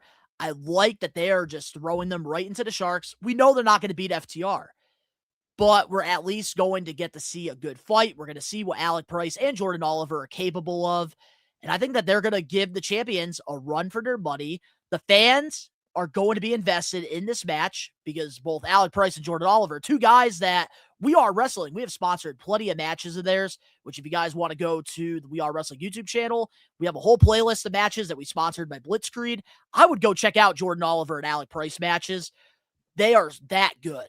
And I think regardless, whatever time they get tonight on TV, they are going to take advantage of every second that they have. And I think they're going to impress a lot of people. They're going to open up a lot of new eyes. And there's no way they're going to have a 3-minute squash match. Because guess what? We've gotten that so many times in Ring of Honor with Alec Price and Jordan Oliver whenever AEW goes to New York or goes to Connecticut or goes to Boston. We're not getting that because clearly this is a big fucking deal. If you have MJF going to Limitless Wrestling, which by the way, he was the first ever Limitless World Champion, having Alec Price wrestle MJF in a 39-minute match, and then MJF getting out of fucking character for these two guys who are very young, also going on interviews saying, here's something I actually saved. MJF said this on an interview this week. I look at Alec Price and Jordan Oliver, and I think they have what it takes and then some. They could be a part of this new generation. They're both extremely talented. If your world champion, the face of all elite wrestling, is telling you this about two guys that are the complete opposite of what MJF is on television, that should tell you everything. AEW is definitely going to be utilizing these guys. I could understand you saying, like, okay, a former WWE guy leaves, goes to AEW. Oh, they're going to misuse him. Okay, they have a very good track record of that. But I feel like a lot of the times when they bring somebody up to the independents and they mold them into a homegrown AEW star, they have a pretty good track record of doing a good job with those guys. where there's no expectations. And I think Alec Price and Jordan Oliver in the end of 2026, I said this on X, all of these wrestling observers, all of these journalists, they're all going to be looking back at the beginning of this year. They're going to say, damn, Alec Price and Jordan Oliver were the best signings of 2026. I'll give you the benefit of the doubt, but Tony Khan, he's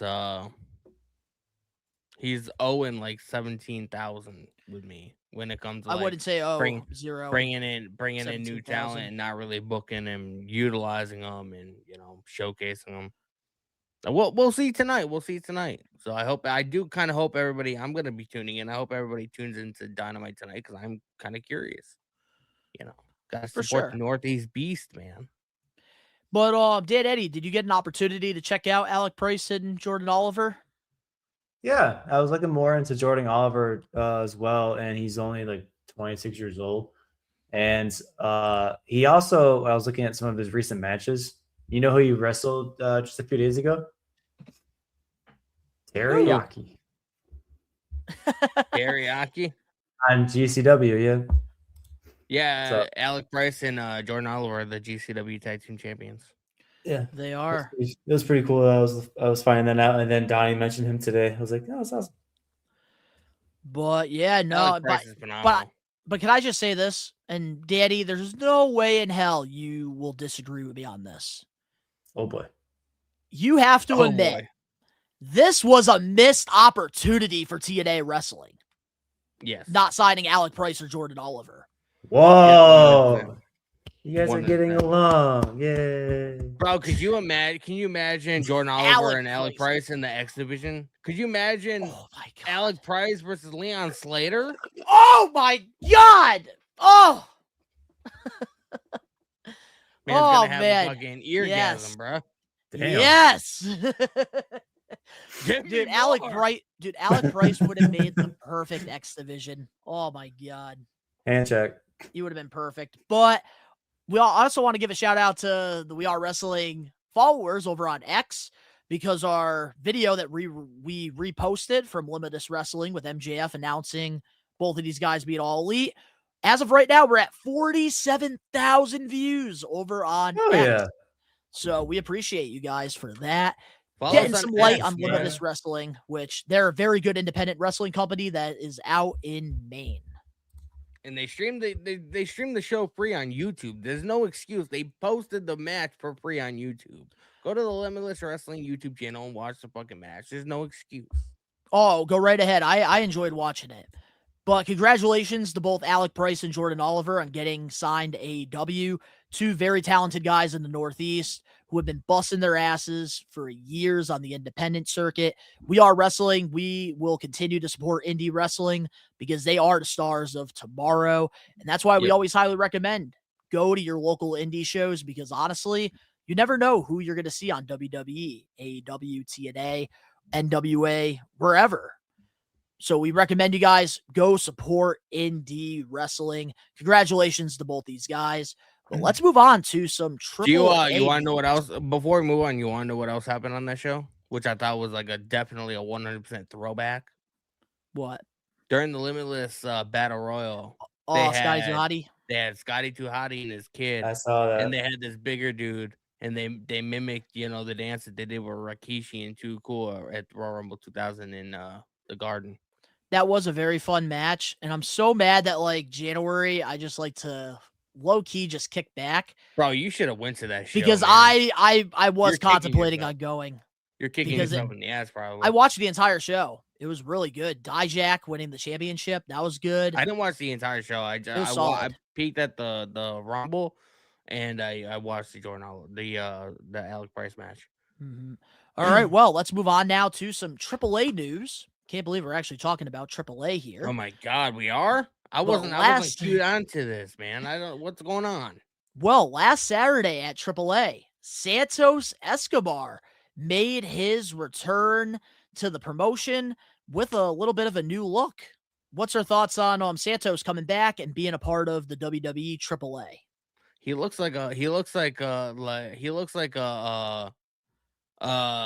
member of Black Veil Brides or like Emotionless White. It's kind of weird seeing Santos Escobar with fucking eye makeup, looking like the fucking weird goth kid sitting in the corner at lunch.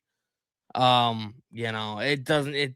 To be honest, it's kind of hard to like seeing how Santos used to be, like, and seeing him in that picture, like, doesn't really look like him too much. I'm glad he's back. I'm glad he's doing something. He seems like he's happy in AAA. They weren't using him in WWE. And maybe this is what he wanted. He wanted to explore things outside of WWE, and WWE was like, hell, well, hey, we acquired AAA. You sign a contract with us, and we'll able to, provide you with, work over there, as well as, whenever he decides to come to WWE, who the fuck knows. But apparently, when he re-signed, almost a year ago now, everybody was like, he's gonna be getting a big push. Still waiting for that fucking big push a year later. I don't think it's gonna happen. It's kind of like a Finn Balor situation. His best run was NXT. Oh yeah, 100%. Have you guys? Because you guys are a little bit older than me. Have you guys ever watched Diary of a Wimpy Kid movies? I know of the books. I haven't seen the movies. Might have. I off the top of my head now. So tell me not. Santos Escobar here looks like an older version of Roderick. Yep. What, bro? 100 per fucking cent. 100%. Not a bad, because I think it's just the eyeliner that he used. Bro, I'm not. That's what's throwing me off with Santos here. Like Santos Escobar, like when he was on WWE TV and like NXT, like he reminded me of like one of those fucking dudes from like the fucking Mexican the Mexican cartel, like the fucking drug lords over there. Now he's fucking in AAA wearing eye makeup. Like, what did they do to this guy? This guy's seen some shit, apparently. He has seen some shit and some. But how do you feel about the return being at AAA, Dan? I liked it. I was always a fan of Santos Escobar, and like Danny had mentioned, they haven't really utilized him in WWE. It was sort of like, oh, okay, well, he's Latino. Let's just put him in the LWO and then just see what kind of happens. It was sort of just, they didn't really have plans for him. So, I mean, his last match of the year of last year was on July 27th. And that was against Mr. Iguana, who just came out of nowhere, like maybe, 6 months ago? Not even that. That man had his 15 minutes of fame. Definitely. Mr. Iguana's great, bro. He's great, but I don't really hear much of him since but that I think moment. As far as Escobar, I was just always interested in what they're going to do. They're kind of like he's kind of like my Karrion Kross with you guys, because I was always a huge fan of him, but I just didn't like how they always presented him, like always the gimmicks, outside of LWO, he wasn't really being pushed that well as a singles competitor. He did his best work in NXT, and at that time I was kind of tuning in. So if I was still inconsistent at the time still, but yeah, I'm glad he's back, even just doing the thing he loves. I'm digging the new look, and honestly, he's somebody that I do think could be the face of WWE AAA with this new partnership. I think he has the potential of doing that, because I don't really see him having a successful main roster run. I just don't see those in the cards for him, and I think that's okay. I think him going to AAA, reinventing himself, I think is the right move. And honestly, I'm kind of digging this little emo look he has going. Plus, AAA has that Fox deal, which is where this show came from. It was broadcast on WWE's YouTube channel in the US, but over in Mexico, they're on the Fox network. And you got to have somebody that's going to draw. He is established on the main roster. It's not going to be like an every week show or whatever, but like every maybe 2 weeks a month or whatever, they're going to be doing shows like that, like on Fox, whatever. So they're trying to establish AAA into being what WWE is, with story and with developing characters, and trying to push certain people or whatever. But so honestly, if you're not going to use this works. guy, if you're not going to use this guy in WWE, might as well use him in AAA. Yeah, even if he's happy, he's happy, But also too, I think let him dominate in AAA for like a year or two, and then when he goes back to the main roster, he could throw that at the popular luchadors like Penta, Dragon Lee, Ray Phoenix. Like, he could throw that in their face. I ran AAA. Like, that would just give him something. You And think could Los turn that Garza into goes a down villain. there too? They should. Humberto and Garza. They should, but let them do their own thing. Let them do their own thing. In a while. I think they're on fucking main event or something. I do want to see I Santos. think they were on AAA not too long ago. I would like to see Santos by himself and maybe eventually get him like a Diesel. Get him like a big guy like Omos or something to like do the dirty work for him. I don't think he needs a tag team or a faction. Omos has been doing work in AAA. I know, but they got him doing something with Vikingo right now, I believe. Mm-hmm. But let's move on to our last TV recap because we still have lots of news to talk about this week on a stacked episode of the We Are Wrestling podcast. Yep. Last night on WWE NXT, Shawn Michaels officially welcomed WWE ID prospect Shawn Legacy to the NXT roster, and he actually did win his qualifier match for the ladder match for the vacated NXT championship. What's our thoughts on WWE turning Shawn Legacy's WWE ID contract to a standard NXT deal? I like it, and then like me and Dan Eddy ended up watching like the rest of the show together last night because we were messaging in the back and forth in the group chat last night. The match was phenomenal. Like he wanted Eli Knight to win. I wanted Shawn Legacy to win. I knew Shawn Legacy was gonna win just for the simple fact that he's a little bit more established, and like you want to put a guy like that, especially if there's gonna be a ladder match involved with the NXT title. But I mean, I was really impressed with that Eli Knight kid, man. Like, he's from Orlando, so like it was his hometown crowd. Like, he really showed the fuck out, and like I don't know much about him. I don't know where the fuck he came from. But I'm definitely interested in seeing like what he's been up to because I mean that match was fire, bro. He's from Orlando. That's what I just said. He's from Orlando. Oh. He was in his hometown crowd. I thought you said you didn't know where you came from. Well, like I don't know, like was he in TNA? Was he in AAA? What did he do on the Indies? I'm gonna sound very old school when I say this. I don't like his in-ring name. I don't care if he's been using it on the Indies for years. I don't care. Yeah, Eli Drake, LA Knight. Yeah, like yeah. I don't care about the Eli Drake thing. I don't like that he's using Knight as his last name when LA Knight is a very popular name in the main roster in WWE. That's like, remember with AEW, they had all those Adams at one point. And I think they still have a couple of those. They had Adam Cole. They had Adam Cole. Adam Cole. Yeah. Adam this, Adam that. Oh. Adam. Oh, I miss that character. But I do want to hear your thoughts on this, Dan. Every time I hear the name Adam, I think of that Vine. Adam. Sorry, ADHD. I thought the match was pretty fantastic too, like Danny was saying, and yeah, we were messaging back and forth. I thought the same thing too. My first impression was like, wait, Eli Drake, LA Knight, Eli Drake, interesting. But the match was great. I was watching all of NXT. That wasn't my biggest the biggest thing I took from like my favorite part. But I did enjoy the match. It wasn't a filler match. It was a great introduction to who Shawn Legacy is. And honestly, maybe they should change the Shawn Legacy name. I don't know. I love it. Keep it. I like the name Shawn Legacy. You gotta have gimmicks like that, and like Yeah, I know. Your name I was also I was also not a fan of the superhero Nikki Cross, so me either. I think the only one that was a fan of Nikki ASH was probably Alex Johnson and Ben. There's two things that I took out of last night, man. Two things that I took out of last night. One is Andre Chase is the most unluckiest human being on the fucking planet because he has to needs face a new Kiana gimmick Carver next week. He has to face Kiana Carver next week in a qualifying match. I saw that. And two, Tony D'Angelo, man. He cleaned out everybody so much to the point to where he got his ass arrested last night. So I like what they're doing with him. Tony D, way better than he's got what they were doing now. Before. He's like, he looks like Donnie, he's more built. It's not an FBI ripoff anymore. Did you turn the NXT last night?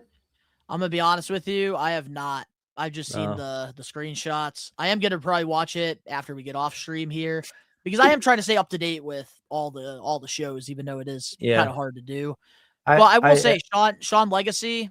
I do want to share my thoughts. When I saw this kid wrestle Marcus Mathers in the WWE ID prospect match at Blitzkrieg Pro, sponsored by We Are Wrestling. Whoop, whoop. Man, I was impressed. I was very impressed with Sean Legacy.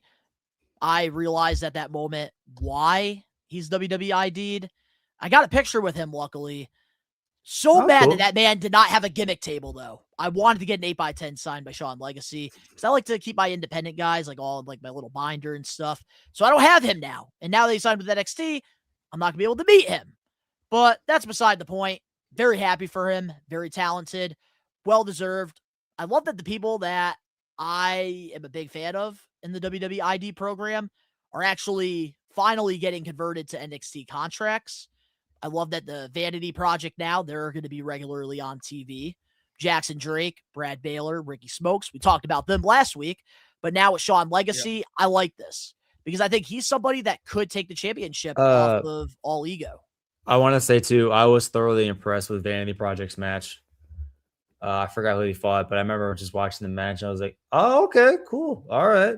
I missed that. Damn. I didn't tune into the show, and as I was turning the show on, Jada Parker was coming out. Yes, Jada Parker. That was one of my highlights too. I think the Vanity Project was like the second match, maybe the first thing that happened. But I'm so happy for these WWE ID prospects, and I actually do like this program that they have going on, and I hope they continue to give more people opportunities because I think so far it's working. The WWE ID thing is working. It kind of makes me think like, because another person that we watch a lot on Blitzkrieg, he's part of the Shook crew, Bryce Donovan, makes me kind of question, like, if he would have stayed, would he now be in a similar spot to Sean Legacy right now on NXT? Yeah. I think he probably would have been ID'd easily. I am curious to see what Bryce is going to do because right now, at Wrestling Open, he's been teaming with VSK, with Smart Mark as their manager.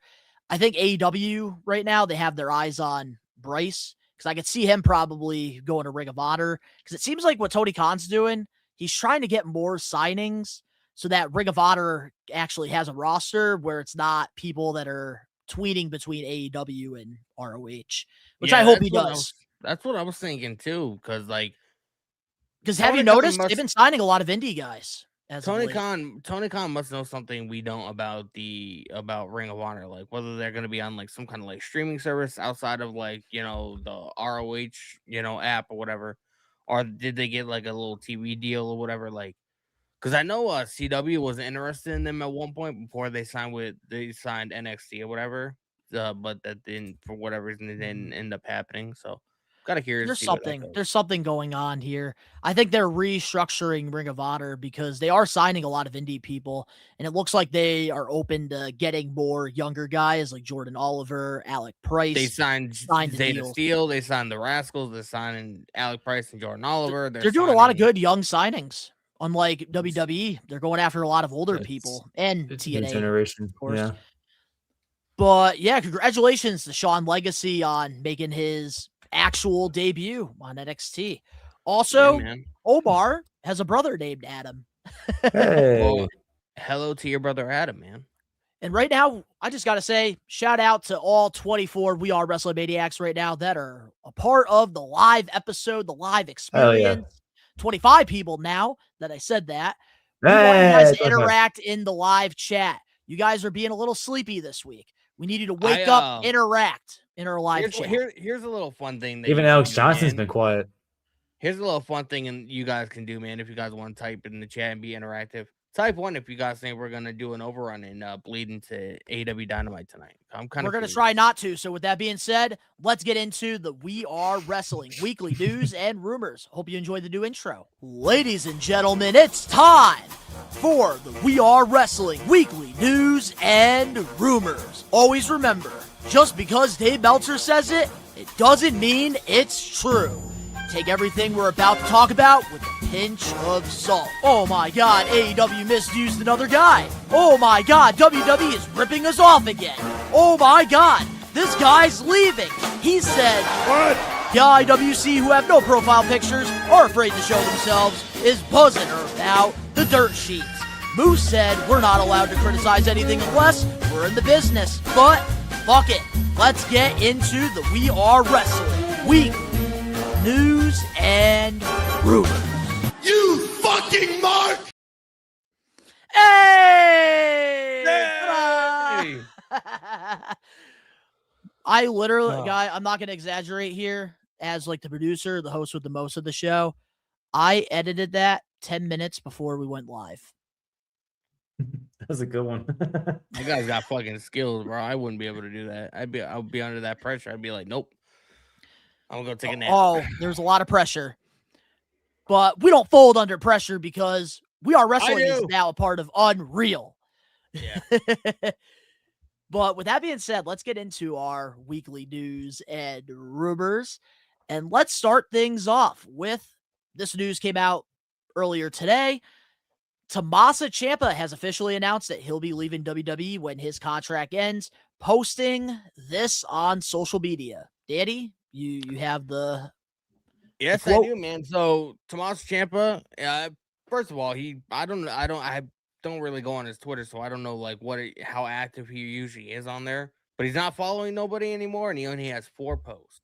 So, but he posted this a couple hours ago. He was like, in the very near future, my contract with the WWE will officially come to an end. I'd like to thank every single person who contributed to the last 10 years of this incredible journey. Camera crew, ring crew, hair and makeup team, seamstresses, referees, creative producers, catering crew, commentators, ring announcers, the travel department, medical team, talent reps, and anybody I may have missed. A very special thank you to all of the men and women who I've shared a ring and locker room with. Nothing but love and respect. And I would be remiss not to give a special thank you to my Black and Gold family.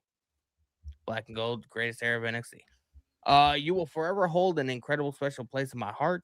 To the fans who have showed love and support over the last 2 decades, thank you from the bottom of my heart. Let's see. Part 2. To my wife and daughter, you are my rock and my forever why. I love you more. I spent the first decade of my career traveling the world on the independent scene. I spent the second decade of my career traveling the world with WWE. I have 1 decade remaining, and I'm beyond excited for whatever challenges lie ahead. I'm an incredibly lucky person, one of the few who has spent his entire adult life living out his childhood dream. And while that dream continues to evolve, I will continue to chase it. With that said, for the first time in over 10 years, I am available for all appearances, signings, photo ops, seminar, movie, TV appearances, fitness, collaborations, sponsors, and so forth. Please email me. And then he put his booking email and he said, thank you. I would like to start this off because Go for it. usually I'm the one in the driver's seat reading the post. So I'll take Daddy's spot here and start it off. There's one thing that stood out to me during that. Black and Gold NXT. Everything we talked about last week here on the We Are Wrestling podcast, episode 191, I think we were spot on, even though apparently, according to Moose, we're not allowed to have an opinion. But I know, fuck right? it, like the intro says. I think Tommaso Ciampa realized the tag team with Johnny Wrestling was going nowhere because WWE, they have done a great job with the women's tag division right now. But when it comes to the SmackDown and the Raw tag titles, they have been just on and off. The summer of 2025, it felt like the tag division was picking up a lot of momentum. But then, like, they kind of lost it. And now, like, Johnny Wrestling is just doing a silly backstage segment, stealing mask from Axiom and Nathan Frazier. So I think Tommaso Ciampa realized, like, he wants to be that guy. And that's why he doesn't want to waste his final years of professional wrestling doing silly backstage comedy things that you would get in the late 2010s with Vince McMahon. And I think that he realizes that Triple H is underutilizing him. He's underappreciated. And that's why I think he's going to leave, go to either TNA, be that top guy, or he's going to go to AEW because he has that indie itch. And the indie itch, the closest thing to getting that itch on a national scale is All Elite Wrestling because pretty much there's no restrictions. So that's why I do see like Ciampa possibly going over there. And I think that overall, this is the right move for his career, I think. Because they will have the opportunity with him. Yep. Yeah, I mean, pretty much everything you said it, spot on. Tommaso Ciampa, he was a very instrumental part in Black and Gold. I don't think Black and Gold would have been as successful or as beloved without, Tommaso Ciampa because, even when he was having his neck issues and he would have come out with a scruffy beard and no one will survive and he hooks Another up, theme that they should have never got rid of. you know what I mean? Tommaso Ciampa is absolutely phenomenal.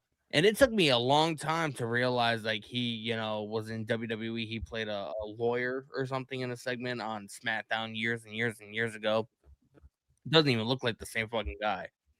Got that right. If I was TNA, I would fucking try my hardest. I would do whatever it took to sign this guy. I mean, he would have bangers with Nick Nemeth. He would have bangers with Steve Macklin. He would have bangers with Mustafa Ali. He would have bangers with even throw Elijah in there. You know what I mean? I feel like TNA would be a very good place for him to be. Maybe some of those AEW. NXT viewers, I think, would tune into TNA on AMC, having a guy like Tommaso Ciampa on their program weekly. Yep. Maybe AEW to an extent. The thing is, we know Tony Khan has a bad track record. No, it has nothing to do with that. But a lot of matches in AEW and a lot of the performers in AEW, have a tendency to do unnecessary risks. Getting dropped on your head, the whole Kyle Fletcher situation. Unsafe working environment. Tommaso Ciampa has a history of neck issues. He's had a neck fusion surgery before. I don't think that'd be the right fit, from that standpoint. It has nothing to do with his booking, how he'd be booked or whatever. It's all about his long-term health. Well, Moose said we're not in the business, so our opinion doesn't matter. Fuck Moose. I don't think that'd be a good environment whatsoever. So if I had to choose where he would go, not that I have, any pull in the matter, I would have him go to TNA. Seems like there's a lot of people there, and we talked about this last week. They could utilize him. I think we all said TNA would be the best option for him because it would. I mean, bro, it would mean Tommaso Ciampa versus fucking Mike Santana versus Frankie Kazarian. All right, you talked about all this last week. Dan Eddy, I want to hear your thoughts. Oh man, good shit. I kind of mentioned it the last week 2 weeks ago that Ciampa should be going to TNA because while you guys were talking, I was trying to find the exact date of when his contract ends, and I keep seeing January of 2026 or in the very near future of 2026. So it's kind of a good thing that the TNA premiered AMC not too long ago because it's sort of the perfect time for him just to quickly transition right to TNA. I don't think he even sniffs AEW unless it's specifically for the money because AEW tends to, I think, has more of the financial resources. I don't see a good reason for him to do that because with TNA, they still kind of have a connection with WWE, but I feel like that'd be easier transition to that rather than to AEW, which is a completely different company. Like Danny mentioned, his injury history, his neck surgeries, he's 40 years old, so it's not like he's trying to go for the next big thing. I think he can get more of a push on TNA. Oh, I agree with you on that, but to say it's only for the money, that's where I have to disagree with you respectfully because AEW, they might not be where they once were, but they still have one of the most stacked rosters in all of professional wrestling. Maybe Tommaso Ciampa wants to work with some of those guys that are signed to AEW because they don't have scrubs over there. They got Kenny, my God, Omega. Still to this day, one of the greatest friggin' wrestlers to be a part of New Japan Pro Wrestling. Will Ospreay, one of the best current wrestlers to date. Maybe Tommaso Ciampa wants to work with MJF, who's a great storyteller, and they could create something there. Let's not forget Okada, another guy who he's had a lot of respect for in the business. There's a lot of very talented wrestlers that are a part of AEW that maybe he wants to square off with and have some of these big marquee pay-per-view matches against. I think, yeah, I will retract with that statement because I think I was kind of jumping the gun with the whole AEW just for the money thing. Because the money will definitely be a part of it because he has a family, of course. Yeah, exactly. I think that's what I was going for. I think he would just have a lot more opportunities for TNA. Oh, there's more career opportunities. There's something new. TNA. I agree. There's something new. Yeah. I totally agree. But it will be kind of interesting to see like what's going to happen with Ciampa because he is somebody that I could see doing just the indies, like a Matt Cardona, Cody Rhodes, or Drew McIntyre. I could also go into AEW, having those dream matches with Omega and Okada and Ospreay. But then again, I could also see him going to TNA because they have that TV deal and they need to have a face over there, some more world title contenders. And Tommaso Ciampa, he carried Black and Gold NXT when it was at its all-time high. So that's also why I could see him saying, you know what, maybe I'm that missing piece to TNA, and maybe I could bring in 100 or 200,000 more viewers weekly. Exactly. Yeah. And you also, like, as far as like the whole AEW aspect, you got to look at the fact that like they had another Avila Black and Gold alumni signed, you know, Adam Cole, who's 36 years old, a year older than me, and he might never wrestle again because of concussion issues and injuries or whatever that he has sustained in AEW. But a lot of the times, like, accidents do happen. That's fine, but accidents happen in AEW way too often, man. Okay, but it happens in WWE more often now without the house shows as much. That's why Cody Rhodes and there's people that want to bring back the house shows because more injuries have been happening since reducing the schedule. Yeah, shoulder injuries. That seems like to be the new thing now, shoulder injuries or whatever.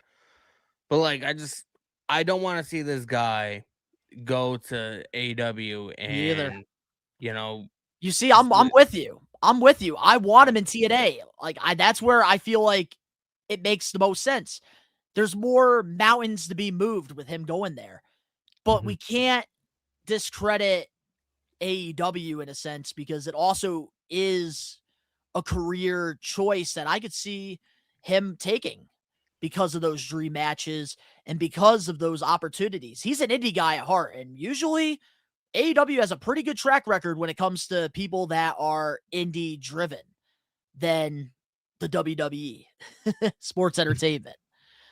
But we'll have to wait and see what happens with Ciampa. Definitely going to be interesting, but now it's officially out there. And I think we all really hit the nail on the head with that news. But let's read a couple of these comments. And some of the maniacs woke up. We got Bradley here. We are wrestling member. He'll go to AEW, have a great debut, then get booked like shit. They do have a track record of doing that. I won't argue it. Omar, he has not been the same since coming to the main roster. He wasn't used properly. I think we all can agree. Nothing will beat Black and Gold Ciampa. And we got Angelo. Sup, sorry, I'm late. What are we talking about? Well, we just got done talking about Ciampa in his social media post, but now let's move on. This now, better Angelo, not happen. If he goes to AEW, I swear he better not join the Don Callis. I'm with you on that one because I do think he's somebody that could fight the Don Callis family and like take out a lot of them. But with that being said, let's get into our next We Are Wrestling weekly news and rumors topic. And this one's a quick one, so let's give our quick thoughts because we have another hour to go on the show. According to Fightful, the Inspiration have finished up with TNA last Thursday. Losing the titles to the Elegance brand, they have gained interest from companies outside of TNA. What's our thoughts on them leaving and probably going to WWE or AEW? Not surprised, you know. It's I mean, I was never a fan of the Iconics when they were in WWE, you know, so like part of me thinks that maybe they're gonna end up going back there because Peyton Royce or whatever the fuck her name is, one of them, I can't remember if it's Peyton Yeah, Royce or the Peyton other Royce one. is married to Sean Spears. Yep. So, obviously, you want to keep the family unit together. WWE has a habit of doing that. So, I mean, I could see them going back there, going to NXT, doing something as long as they can help the women's division, I guess. I'm okay with it. They have women tag team championships, so they need tag teams, legit tag teams, not just pairing two people up for a couple weeks and calling them a tag team.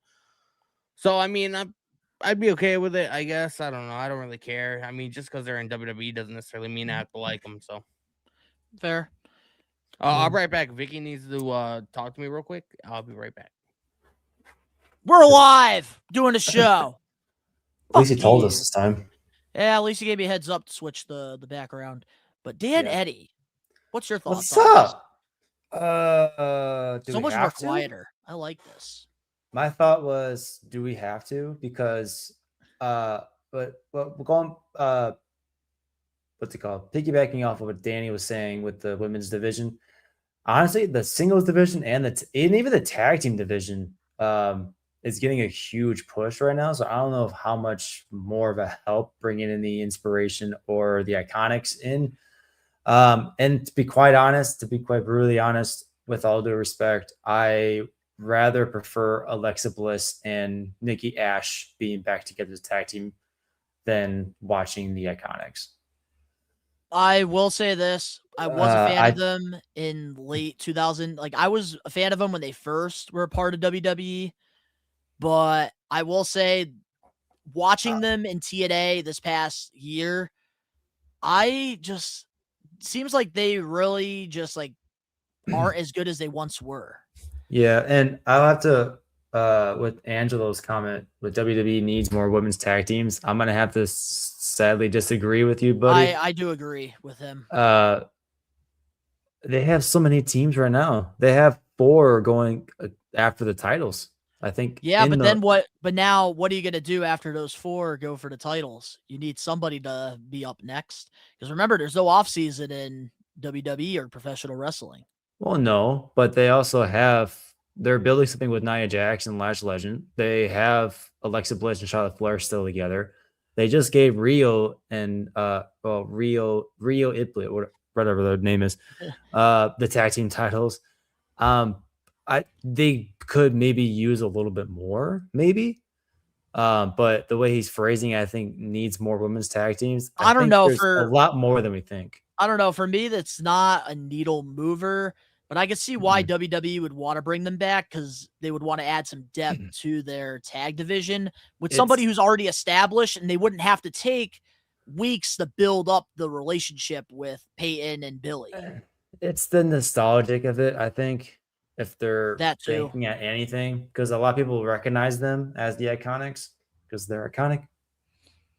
And like, I don't know, like I do think they got to get some more work in the ring. That's just me. Maybe unless they weren't showing us what they're actually capable of in TNA. I went to both Slammiversary and Bound for Glory back in 2025.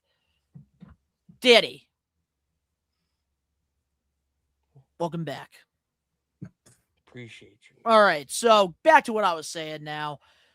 With going to both TNA, Slammiversary, and Bound for Glory, the snooze match for me was both the pre-show matches, which were for the Knockout Tag Team Championships, the Iconics versus the Elegance brand. And it felt like the Iconics were the ones, unless it was just bad chemistry, I don't know. But I do see them going back to WWE realistically because, like I said, for the creative team, they don't have to build weeks up of building their relationship with Billy and Peyton. They already have that established television chemistry together. And it's just another tag team that they could just plug in there. I don't think they're going to be a big needle mover or like, oh my God, signing. Well, but I do think that, it is something, I guess. Hey, so we need more women's tag teams. What about Maxine Dupree and AJ Lee? They're not a tag team though. I'm saying we need. Yeah, apparently but- we need more tag teams. So why not have them together? We AJ need Lee more. and Matt No, James. okay. Look. This is what we need more of. We need more established tag teams. What WWE needs to do is go to the Performance Center, and they need to start pairing up some of these women together and build chemistry, build tag teams from the Performance Center, so that when you go to the main roster, you could have the next Bellas, you could have the next Iconics. That's what WWE needs to do. And I feel like that's the only way you're going to be able to establish and build your tag division. Don't get me wrong. I like some. Wait, hold on. There's something I do like some of the random pairs that they do, because it is fun to have some random tag teams like Io and Rhea. I'm enjoying them. Charlotte, Alexa, I'm enjoying them. But we need just more established tag teams. But Donnie, according to Moose, you're not able to have that kind of opinion because I know, I'm not. It's crazy. I'm not. But we always say this on the We Are Wrestling pod. This is We blasphemous. give you guys a fan's perspective on what's going on in the wrestling world. Facts. That's what we do here on the We Are Wrestling pod. We don't care what the journalists are saying. We don't care what the pro wrestlers are saying. At the end of the day, we do respect each and every one of those men and women who do put on a pair of boots and they sacrifice their lives for our entertainment. We respect what they do, but I'm sorry, we are not going to listen to Moose, because at the end of the day, we're fans and we're allowed to have an opinion. If we're talking about more extinguished tag teams, there was the tag team that they had like the EDM like clubbing gimmick with the entrance. Oh yeah, had, like, Katana and Kaden Carter. Yeah, Carter and Katana Chance. They were an established tag team. Well, you can't, because guess Kaden what? Carter's in is it Caden Carter or Katana Chance? It's Kaden Carter. She's Oh, with Ring of Honor. bullshit. Fuck Yep, that. they signed her. She's a good Fuck wrestler. She's on ROH. But overall, I do think this is just one of those, like, okay, cool. Next. Well, they dropped the ball on that one. But let's read some of the comments here, because apparently all the maniacs now have woken up for this apparent topic of the Iconics coming back to WWE, apparently. Well, because they're iconic. I guess we don't want to talk about freaking... No. You know what's iconic? You being featured on WWE Unreal Season 2, Episode 2. It is, man. I cannot believe that. But let's see here. We have Angelo. The disrespect of the Iconics is crazy. The Iconics, not them now, but I love the Iconics in 2018. And they need new faces in the tag division. I agree. That's the only reason why it's just like, okay, I agree cool. to an extent. Next. James all day. The women's tag titles need to be retired. There's no women tag teams, just random pairings. I've been saying that for years. No, we need to keep the tag teams titles. We just need to go to the Performance Center and actually establish some homegrown tag teams. I don't think that it's that hard. It's common sense. But we'll have to wait and see what happens with the Iconics, because also, remember, AEW, they do have some women tag team championships that they need to fill in as well. But I do think realistically, they're going back to WWE when it's all Bro, said this and James done. All Day fellow kind of reminds me of me. With what? Wait, with what? What? Kaden take? Carter will be the catering champion because we won't see her in an AEW ring. Sounds like something I would say, no lie. It is something you would say. It's not me, I swear. Yep. So moving on now to our next We Are Wrestling Weekly News and Rumors. Powerhouse Hobbs. AEW contract has expired, and he's officially a free agent, according to Fightful. Thank People God. in WWE are operating on the belief that Powerhouse Hobbs is signed to the company. Sources spoken to expected Hobbs to be at the Royal Rumble weekend, but couldn't confirm such plans. What's our thoughts on Powerhouse Hobbs actually being a free agent a week later from the little topic that we were talking about last week, and now actually going to WWE, it looks like? I heard main roster. I heard main roster. Yeah, I heard the main roster too. I think he'll be utilized. He wasn't utilized well in AEW. I think like they It was a roller coaster. It was a roller coaster. They saw him as this big guy, and he was always like paired in like either a trios team or a faction. Like he really was never pushed to the forefront or really like developed into like a main event star. And like, how can you have a guy like Hobbs and not like push him to the fucking moon? Like, he has the wrestling ability, he has the look. He even, he can talk really well. He can, he can cut promos. Like, he is pretty much WWE's wet dream when you really break down like what WWE looks at, in a WWE superstar. Omar took my joke. I will say it's gonna be very hard for them to keep this big black man a secret in Saudi Arabia. So how are they gonna keep the spoilers from getting out that he's in Saudi Arabia? Because while it's not like if the Royal Rumble was in Portland or in LA, like there's a million things you could be in LA for. But if you're gonna be in Saudi Arabia the same weekend as the Royal Rumble, like why else would you be there? You know what I mean? Go see the tallest building in the world. Or go to Beastland. Yeah. Yeah, because Powerhouse Hobbs. When I look at Powerhouse Hobbs, I think he must be a Mr. Beast. Danny, do you have that soundbite for what I missed it? Beast Game Season 3. Powerhouse Hobbs. Danny, do you have that soundbite of Chris Jericho being like, "You just made the list," like ready on hand? Because I think Omar just made my list. He took my joke.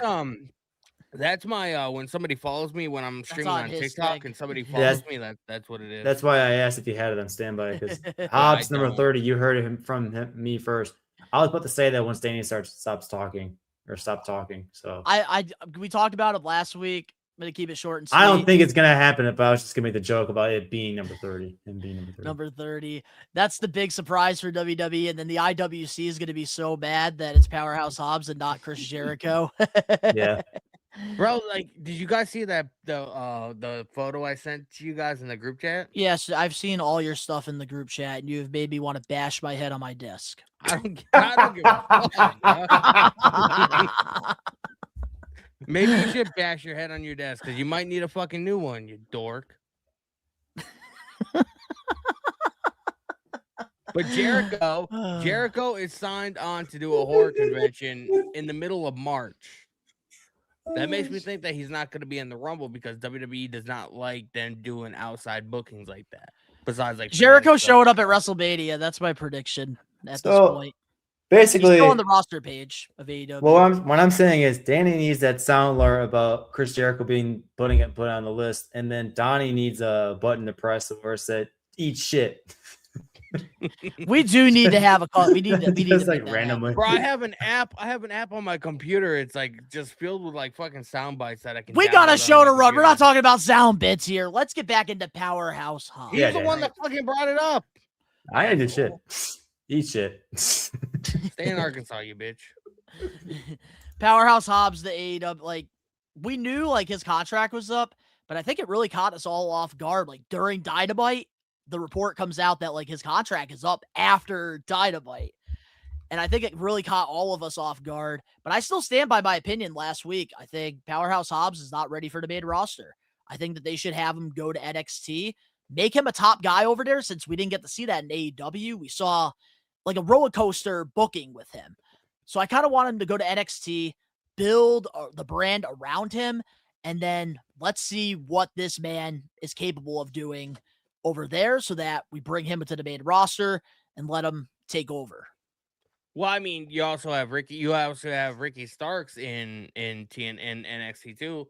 And obviously they have Ricky a lot of history there, Ricky Starks, man. I don't give a fuck. Starks is better than Saint.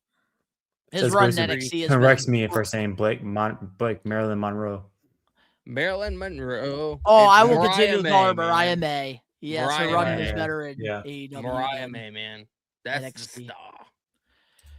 But I do think just overall, like with Hobbs, like not surprised by this at all. This is a great career decision for him.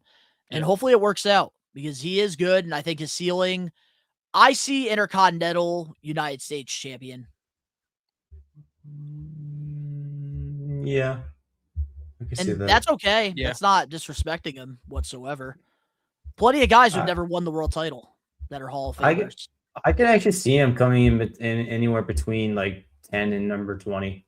Quite honest.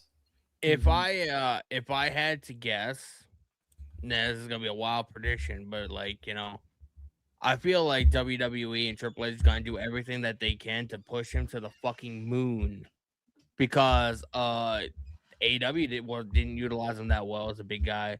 So, you know, Triple H is gonna want to rub it in their face, regardless if Triple H and everybody at WWE is like, yo, they're not competition. We don't concentrate on them. Yeah, the fuck you do. Oh, they see them as competition for sure. But here's the thing, like there's also a track record of a lot of these AEW people leaving AEW to go to WWE, and they're not being booked properly. Some guys are getting over, like Penta, but there's others that are just lost in the shuffle, like Rusev, Ray Phoenix, Ricky Sates, I feel like you could say.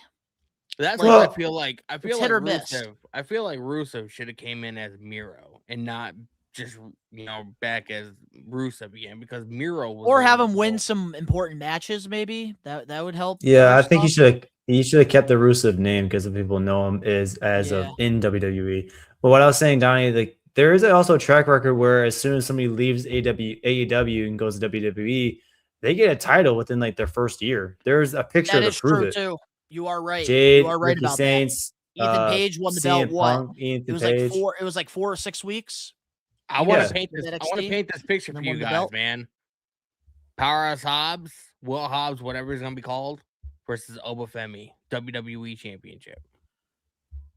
Wouldn't mind that. Powerhouse Hobbs is young too, so like he could reach that level, but Obafemi's we'll have to wait young, and too. see what happens. I think Royal Rumble is a real possibility, him making his debut at the Rumble, and we're gonna hear cricket farts because a lot of them don't know AEW, so they won't know Powerhouse Hobbs over there.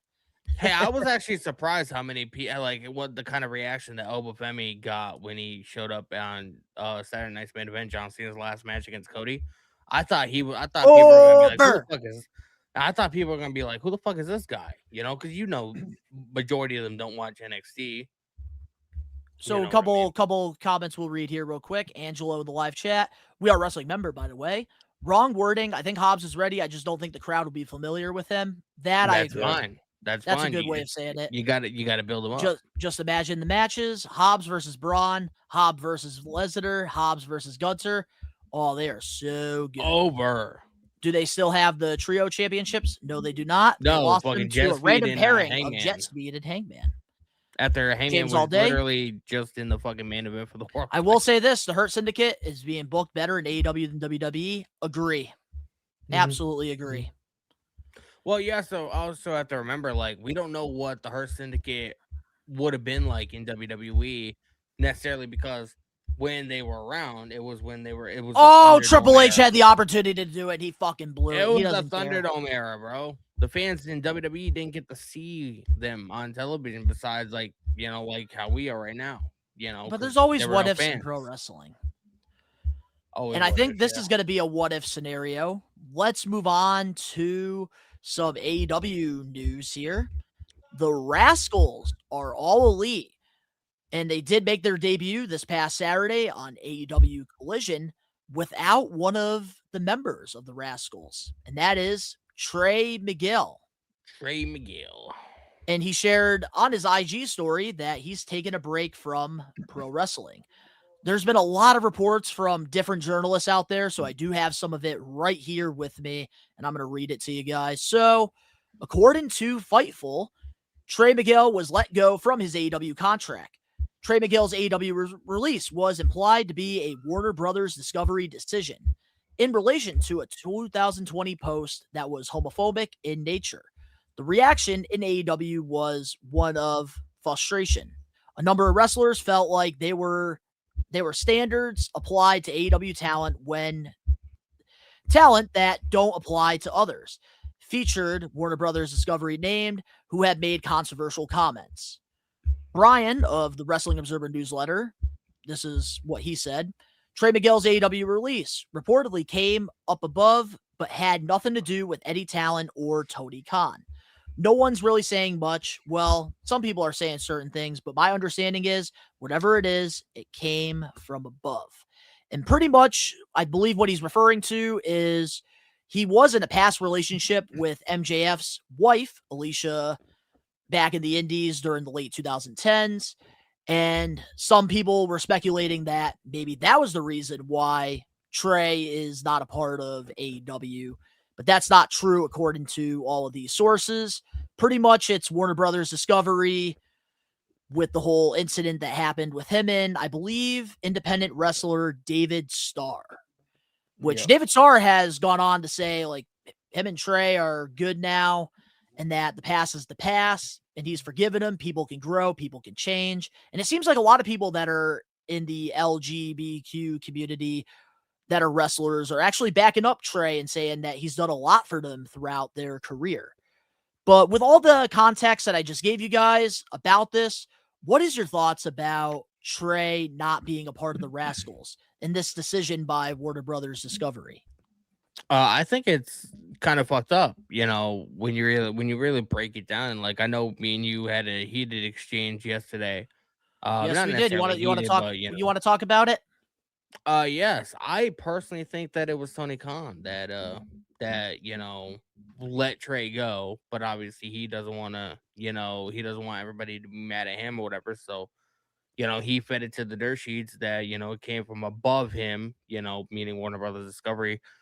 Like, it makes me like I have a hard time believing like that somebody in Warner Brothers is that knowledgeable when it comes to pro wrestling that they knew who fucking Trey Miguel is. Well, they knew who Jay Briscoe was, and they were allowing him on. I'm not 100% sold on that fact either, to be honest. Because like you couldn't have Jay Briscoe on TV to wrestle, but yeah, you have no problem having an entire show on TBS dedicated to him, having his likeness, having him on the show. And Warner Brothers Discovery is not going to have an issue with that. The whole thing is a little shady. Well, of course they're not gonna give a fuck about. Like, of course they're gonna put all of their, like, what do you call it, politics to the side, because Jay Briscoe, like, especially the way he died, they like AEW. They put their foot down when it was all said and done. Like, they were telling Warner Bros. Discovery, like, we're paying homage, like, we're paying respect to Jay Briscoe because he is a legend in this business. It's just unfortunate that he started to get his flowers on TV when he passed away. And still to this day, Tony Khan wished that he stood up to Warner Brothers and actually had said something. He does say that in his interviews and stuff a lot.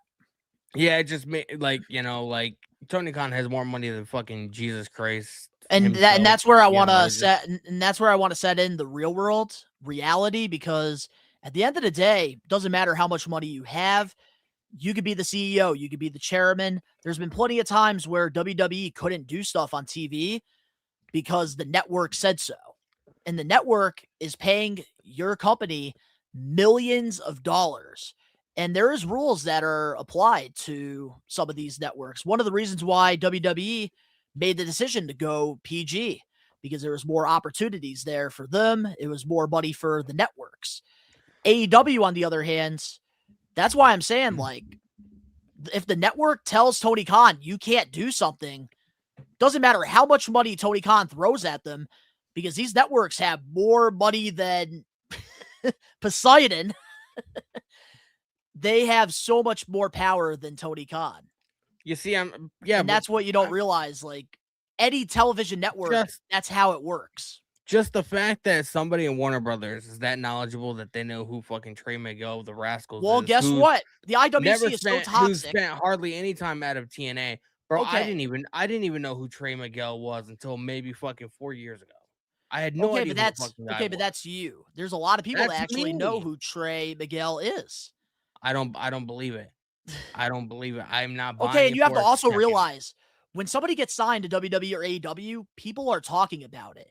And in the IWC, we have cancel culture. We have a very toxic community in the IWC. So when this news came out, Of course, they were trying to find everything they could to cancel somebody because at the end of the day, the person with the no profile picture is just a miserable fucking prick. And that's what they did with Trey Miguel. And unfortunately, he is a victim here in this situation because this happened a long time ago. People grow, people change, and he has done so much for the community. He has done so much for the LGBT. So you're telling me community. somebody in AEW went above Tony Khan and went to somebody at Warner Brothers Discovery with screenshots and was like, hey, look at this guy that the AEW just signed. I guarantee you It can happen. I think it might have been the opposite that happened. Half the people at Warner Brothers Discovery are probably like, who the fuck is Tony Khan? You're like, they don't fucking know. Okay, but Who seeing Trey it Miguel is, online, bro. the toxic community continuing to bring this up, getting some of the dirt sheet people to I don't actually buy it. I don't buy it. bring this up, I don't buy it can happen. I want to hear Dan. I want to hear buy it, Dan Eddy's bro. thoughts I on this can't because buy we it, already man. know where I stand. We know where you stand. The man in the middle. I'm not so much in the middle of this one. I'm more on Donnie's side because it's kind of like, well, to give you kind of a perspective, I think of it as a school district, just not like a non-wrestling related area. The they have the teachers, you have the principals, you have the administrators, you have the school board. Even as soon as something happens, who does the school board even listen to? The parents. So it just depends on you ever think of like if something happens, they think of somebody above them that's going to make the decision, because ultimately it's the influence that is going to make the decision and solution for whatever happens, whatever the situation is. So bringing it back to the wrestling world, I'm on the board with Donnie because with Warner Brothers, I think it was more of the opposite of what Danny was saying, is where somebody from Warner Brothers came down to AEW to talk to Tony Khan to address it. And they found it from their IG, not IG, but social media. And they have thousands of employees that are part of Warner Brothers. Thousands of employees and millions of dollars. And there's not one or two of them that do tune into AEW that like pro wrestling. Come on. All it takes is one person. Yeah. And it's unfortunate that this is happening. Do I agree with Trey Miguel getting let go to AEW because of something that happened in the past that he has grown and learned so much from? I don't agree with it. I don't. But I don't think this is Tony Khan's fault. And I think if it was Tony Khan's way, he would have kept them. Take a look at CM Punk's tweet about Saudi Arabia. They made comments when he went to Saudi Arabia. So like, I really want to play this video, man, that I posted in the group chat the other day. Well, I don't know if we can play it or not due to copyright. If it was pre-taped, we probably could have. Don't get us canceled. It has nothing to do with copyright. And it's not me saying it, man. It's not me saying it. Let me guess. So I'm JD from New York? No. So overall, I do see both sides of it, but if that's the thing, if Tony Khan, let's be honest here, if Tony Khan didn't want Trey Miguel to begin with, why would he sign him to a contract? That's also another thing that needs to be discussed. Why would he be a part of a vignette? It doesn't have to be social media. It doesn't have to be just social media issues. It can just be the network deciding it has to cut the show off at exactly 9:00, not 9:01 or anything like that. If they cut it off, they cut it off because they have the final say, since they're paying for the product that the wrestling company is giving them. And that's the thing too, like Tony Khan, I just don't get why he would just sign this dude and then he would disappear. This is coming from the EVPs of AEW on an indie show a couple years ago, because there's Kevin Steen, who is Kevin Owens, and Sami Zayn were in the match with them.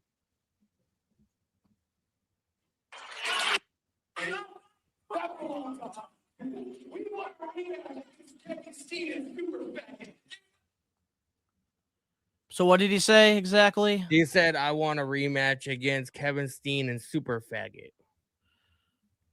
Oh, That was on a fucking show. That wasn't on social media. That was on a So show. wait, who said that? Young Bucks or It was either Matt or Nick Jackson. I can fucking never tell them apart.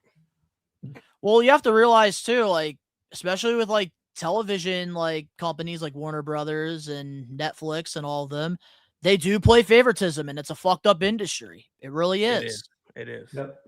And that's What do you why, know? of course, like when it comes to like that, they're just gonna sweep it under the rug.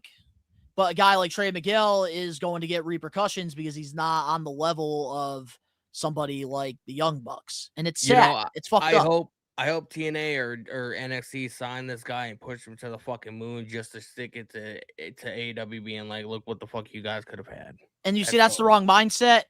Stick it to Warner Brothers Discovery, because Warner Brothers Discovery, I do think here is at fault. And also one more thing I want to point out too, and then we can move on from this. Another thing that I do want to say here is Trey Miguel in his post on Instagram said he's taking a break from wrestling. So if there's something going on with his mental health as well that I think a lot of This people is are definitely not factoring adding in. to it. And like, but It's like not being a helping, pro wrestler- yeah. being a pro wrestler, bro, this is like how he makes his living. Like he's not going to be taking that much of a break. Okay, It's not but like but he said he's taking a break from wrestling. So like, if this was an AEW or Tony Khan thing, you would think that he would be taking all the bookings in the world that he can, but he's not. He's taking a break from wrestling. So I feel like there's something that we don't know at all. And I think we're going to find out eventually from Trey Miguel, from like what he's going to say probably eventually. But right now we don't know much. And I think that's why all of these wrestling journalists, that's why we're coming up with our own conclusions here, because we don't have the actual facts, because Trey Miguel just left it as, I'm taking a break from wrestling. All I know is if I saw my friends, if we had a meeting, sign the most lucrative contract they've ever seen in their entire fucking careers, and thinking that I had that, and then being let go for something that happened years and years and years ago, and now, I'm getting punished because of my past actions when he's proven that, he's not like that. I mean, that would fuck with my mental health too. That is true, man. That is true. But let's read some of the comments here, and then we'll move on to our last We Are Wrestling weekly news and rumors. We have Angelo. The journalists are hiding the facts for Tony. Warner Brothers Discovery wouldn't even let AEW tribute to Jay Briscoe. It's Tony Khan, bro. Is in denial. I think this show, whoever you are, TK doesn't care about them. I mean, he said, yeah, we will get you just to have a stoner gimmick, smoking backstage, being cool, because he didn't separate the group and wanted to have them all together. Yeah, they were on there. They made their debut, hotboxing a fucking room backstage or whatever, coming out like fucking stoners. And that's where we got this year. And I believe out of the four, I think AEW is the highest on Byron Reed, the youngest guy of the group, the newest member of the Rascals, from what I read. This was a funny comment. It's really MSK and random guy. MSK was obviously, you're not going to say Byron Reed. If you actually get to watch the dude wrestle, you will not be calling him a random guy. I don't know who Byron Reed is, to be honest. He's pretty good, man. He's pretty good. I don't really know him, so. But let's move on to our last We Are Wrestling weekly news and rumors topic. TNA wants the signature move. According to John Elba of SI Wrestling, Richard Holiday has been a name brought up frequently among the TNA locker room as of late, with several outright pushing for him to be signed by the company. Should TNA sign Richard Holiday? I think they do. And I told you guys earlier on the show that I had a little bit of news that I found out. Apparently TNA wanted to sign him, and they wanted him in the role of Mr. Elegance. I don't blame him for not taking that role. I love Mr. Elegance, but so after Richard Holiday has to be on it. He has to do what he's doing right now in the indies, because it's like, don't fix something that's not broken. I would even go as far as signing him and Tommy Invincible and having them do their like little feud on TNA TV, doing the fucking like the social media stuff that they do. That would attract some viewers, man. I think. I like this move for TNA. Richard Holiday right now is probably one of the most popular independent wrestlers out there. This gimmick is perfect. And I do like the Mr. Elegance. I do like the guy that's playing Mr. Elegance. Very talented OVW wrestler that wrestled for them for a while, getting an opportunity. So good for him. And I think Richard Holiday, like, he would have done the role perfectly, but it's like what he's doing right now in the indies, what he's doing on social media, he is definitely more valuable doing the Richard Holiday signature move gimmick than anything that's already been set in place.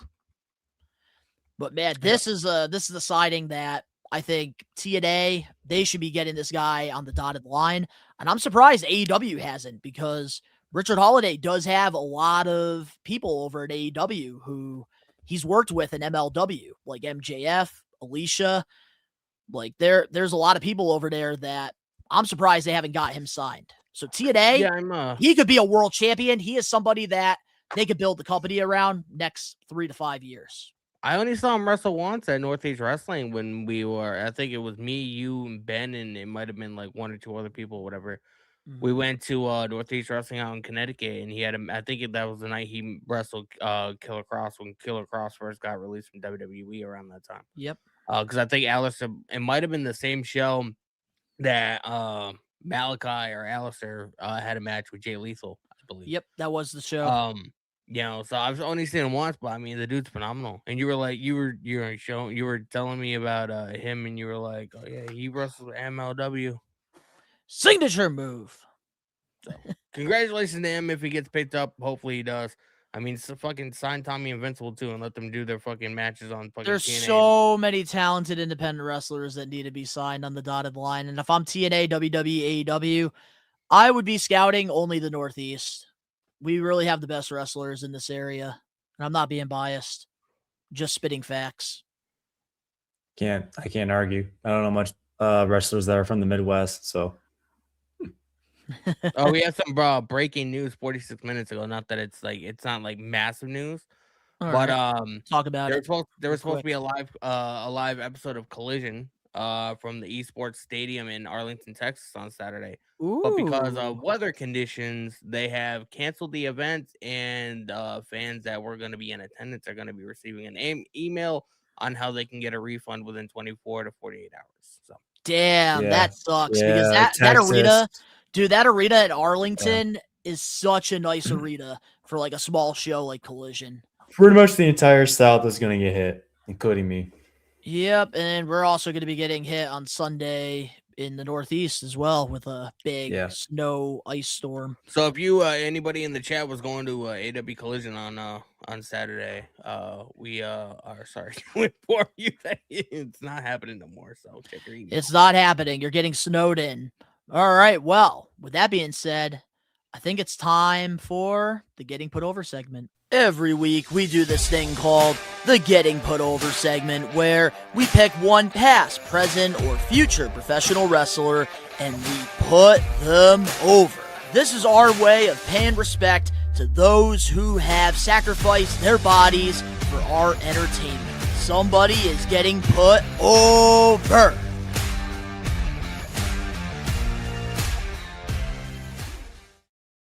Oh, we're back with the We Are Wrestling Getting Put Over segment. And this week, we let the We Are Wrestling Maniacs pick one Attitude Era guy to put over. And the winner was Steve Blackman. I'm excited about this one. I guarantee you half of the people in the chat have no idea who the fuck this guy is, man. You got to learn something today. You're going to learn something today. That is right, Danny. They are about to learn something today with the Getting Put Over segment.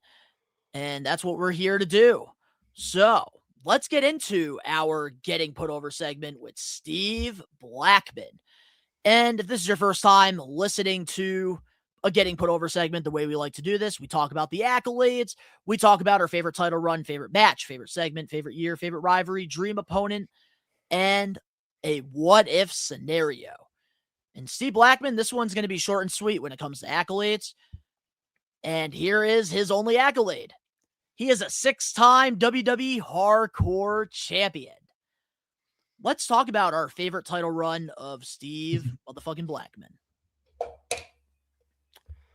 Favorite title run has to be one of the various hardcore championships that he won. I mean, it's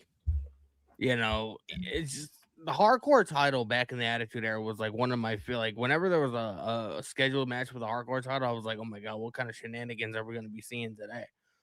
We saw people getting beat up in playscapes and McDonald's. We saw people getting beat up in bowling alleys, bar rooms, fucking, boiler rooms, backstage, fucking, people coming in out from underneath the ring and fucking like, bringing people underneath the ring and like, bro, like it was just fun, man. Like that's what it was. It was pure fun, So you can't go wrong with a good old hardcore title match.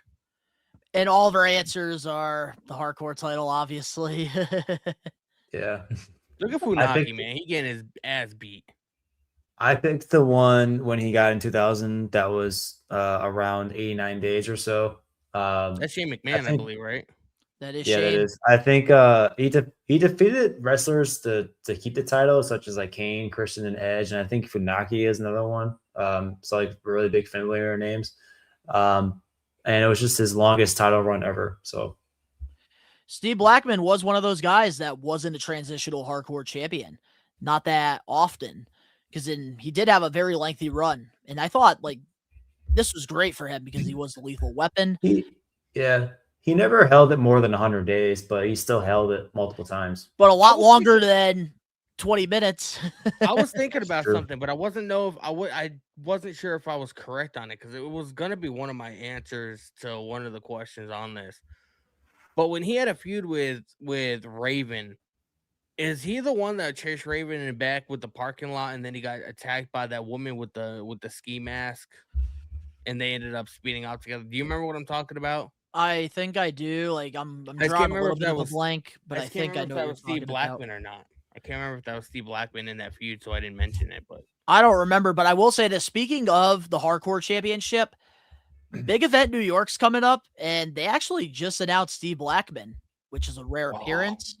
And I'm going to be getting my Hardcore title signed by Blackman, so I'm excited. And I just got his brand new figure too. I'll be getting. You should be like, how much can I pay you to hit me with your nunchucks?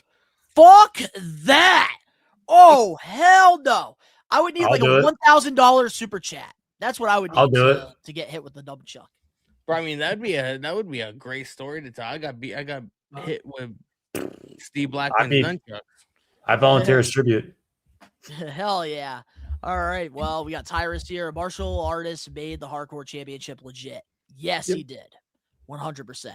Let's get into our favorite match of Steve Blackman's. What was my favorite match? You had this right here. Oh buddy. The Shane McMahon SummerSlam. This was a very hard hitting match from what I remember, and obviously it was so long ago, whatever. So like my memories. It's not like I can be like, oh, this spot happened here and that spot happened there. But I do remember like Shane McMahon was trying to get away from Steve Blackman. Steve Blackman hit him with the fucking kendo stick. Shane fell, and then I believe to get down, as only Steve Blackman can, he decided to fucking drop an elbow, and it was a very hard-hitting match. And this was a phenomenal SummerSlam, like the entire show, because this was also when they had the first TLC match. So I believe it's true. I know. What do you got for us, Dan? I went with SummerSlam 2000 again, as well with Shane McMahon. Although outside the reason that Danny mentioned, I did also pick it because I remember being a kid watching it in front of the TV. I was like 9 years old or so, watching this after coming home from, I don't know what neighbor's house, but it was around like I know it was around my neighborhood. And I was just eating a bowl of cereal, watching it in front of the TV. My dad was in the back, and he was just like, "What are you watching?" I'm like, "Wrestling." Like he didn't really enjoy it too much, I guess. But yeah, I just there's some things that just stick to your head, like like mnemonic devices sort of way. This was one of mine. Well, I think a lot of people, when they think of Steve Blackman, they do think about this match in particular. But one of my favorite matches of Steve Blackman's was against Ken Shamrock. This was also at SummerSlam in their little Lion's Den match. This is when Blackman was a heel. Really enjoyed the concept of this. We got to see Owen Hart and Ken Shamrock have this type of match. But I really enjoyed Blackman in there because you got two mixed martial artists in there. Two legit freaking shoot fighters in there. So I really enjoyed that. This really like blurred the lines because like around this time, like the internet was starting to happen and like, people kind of like, were on the fence if this was real or if this was just all a work, if it was fake or whatever. They didn't know really like what to categorize it as. But like having two legit fighters like Steve Blackman and Ken Shamrock, like, they really knew how to blur the lines, like, make it look like they were really beating each other's asses, Oh, for sure. All right, let's get into our favorite segment. Favorite segment has to be again one of the the 24/7 rule with the hardcore title. It was just because like you never knew what you were gonna see, man. Like I said, like you saw Crash Holly getting beat up by the acolytes backstage, and greatest hardcore champion of all time in a playscape, and just they'd be doing a backstage pre-tape promo whatever, and then you see somebody fucking get hit with a trash can lid, and 1 2 3, and then the fucking dude runs off, and then fucking 5 people are chasing after him. Like it was just overall fun. And whenever you saw a hardcore segment or you knew one was going to be on the show, you knew like that was probably going to be one of the best segments on the show because of like the diversity of it. You know what I mean? Yeah.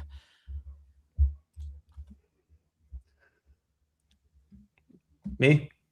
Yes, sir. Okay. I picked this one for you, Donnie. I went when Steve Blackman wore a cheese head backstage during a random segment. I think that's how you know he's a Green Bay Packers fan. I don't have any. Oh, well. This was the tag team, man. Head cheese. Packers. Yeah. Packers fan at heart. But I picked that because I thought it was hilarious. I forgot about this, to be quite honest. And when I was doing my research, I was like, oh, yeah. So I immediately put it down. And I believe that's Al Snow, too, right? Yeah, Al Snow. And his whole gimmick was... Guys, I'll be right back. Al Snow's gimmick was, what does everybody want? And he'd carry a fucking, like, a styrofoam head, so everybody wants head, and this was when they were forming a tag team. So, head cheese, Yeah. Steve Blackman with the cheese and the head, and I was reading the YouTube comments. People were like, they must have been in Green Bay this time. I was like, I don't know if they were or not. I don't know either. I don't remember that. This is the getting put over, so I figured I would bring it on here. There it is, my Steve Blackman figure that just That's came. why I picked it for you. Look at that. That's right. Look, it comes with the cheese head. Whoop, there it is. Does it come with the hardcore title? Yep, he's got it around the waist. There it is there, and he's got the nunchucks and everything.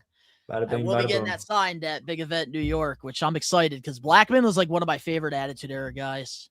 So I'm happy the Maniacs picked him. I feel like he's somebody we'd be able to get on the podcast because he doesn't really. No, he's rare.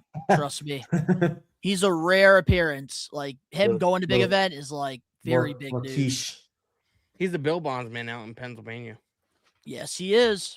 But getting into my favorite segment, because I went back, I did my research because I used to love the segments with him and Al Snow, and the one that I enjoyed the most was the comedy bit that he did at the senior citizens.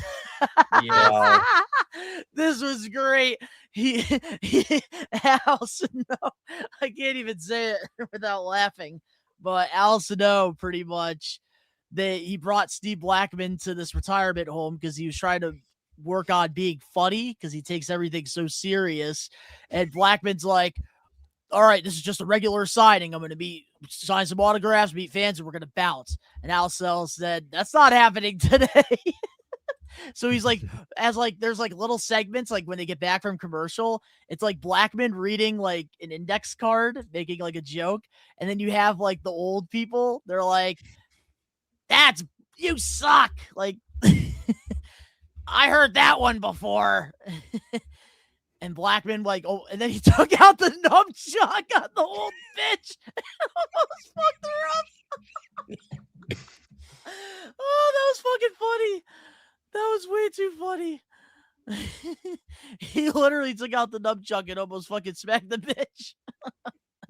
Holy shit. This is a great segment. I wish the quality was better, but this is one that you have to rewatch. But Gotta love 2000s. Josh here, I feel like Steve Blackman could have faced Shane Douglas. Yeah, that would have been a good one. He could have did a lot more if WWE really wanted to, push him. Oh, for sure. But what's our favorite year of Blackman's? My favorite year is 2000, man. I feel like kind of like I know he wrestled until like maybe like 02, 03, but I feel like 2000 was like 2001. I feel like 2000 was like his biggest year in a way, like his most active year in a way. He did do a lot. You didn't really see him much in like the invasion storyline in 2001. So like, well, he was dealing with a neck injury. Yeah. So, 2000, man, like phenomenal. This is where he's walking down to the ring with the kendo stick and the trash can. You're trying to beat Shane McMahon's ass at SummerSlam 2000. What a match. What do you got for us, Dan? Favorite year? I did 2002. A lot of his more iconic moments happened during that time. He won the hardcore title 4 times in that 1 year span. I think that was just his peak year, I guess, to put it in layman's terms. Oh, they definitely utilized him to the best of his abilities during that. But I had to go with heel Blackman, which was 1999, because I did enjoy the feud with Ken Shamrock a lot, and especially with Dan Severin. And he was also like the hitman for like Vince's corporation. Like he would do all the dirty work. And Blackman, man, like 99, I really enjoyed him a lot. And I wish that like he didn't get hurt during the Brawl for All, because I do think that he would have fucked Butterbean up in that. That would have been hilarious. But let's get into our favorite rivalry of Blackman's. I had 2 because I couldn't really pick one. And I got both of them on here. My first one was Al Snow, and my second one was Crash Holly, because like Crash Holly is synonymous with the hardcore title, and so they fought a lot.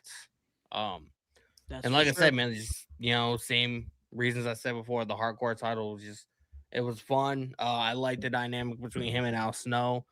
You could tell like Blackman sort of really liked Al Snow in like a friendship way, but he hated him at the same time, especially when like they end up forming that cheesehead tag team or whatever, and like you said, doing the whole comedy bit at the nursing home. Like he was like, this motherfucker, I can't believe he's making me do this shit. You know what I mean? I just had a funny dynamic between them two.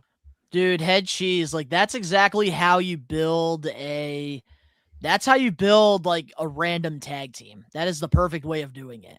But what do you got for us, Dan? Favorite rivalry? I went with Shane McMahon because I don't remember much of their feud, but I think we have an iconic match like this. You kind of have to tune into that rivalry more. So I just have fond memory of that match specifically. And I do remember vaguely Ken Shamrock and also Al Snow, but I remember more of the tag team part with Al Snow than not so much like the rivalry part of it. So I didn't went with that. So I had to go with Shane McMahon. Man, I'll tell you this right now. Looking at this picture, for the audio listeners out there, Shane McMahon looks like a Power Ranger, like about to kill like Darth Vader here, and smack Steve Blackman in the back of the head. Let me tell you, he's got a lot of fucking balls to hit him in the back of the head with that Kendall stick. That is one person I would not legit like want to mess with. Steve Blackman. Tyrus's comment about Shane McMahon's 50-foot drop should be remembered as much as Blackman's 50-foot elbow. I think the other way around. I think Blackman's elbow should remember as much as Shane McMahon's fall off the Titantron. I think that's more of the iconic. Yeah, I was gonna say a lot of people forget about Blackman's elbow to end the match. True.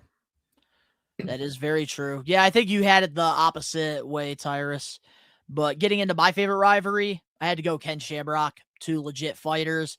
The match that they had at SummerSlam that year was so good. Loved heel Blackman. Love Ken Shamrock, one of my all-time favorite Attitude Era guys who I still haven't met yet.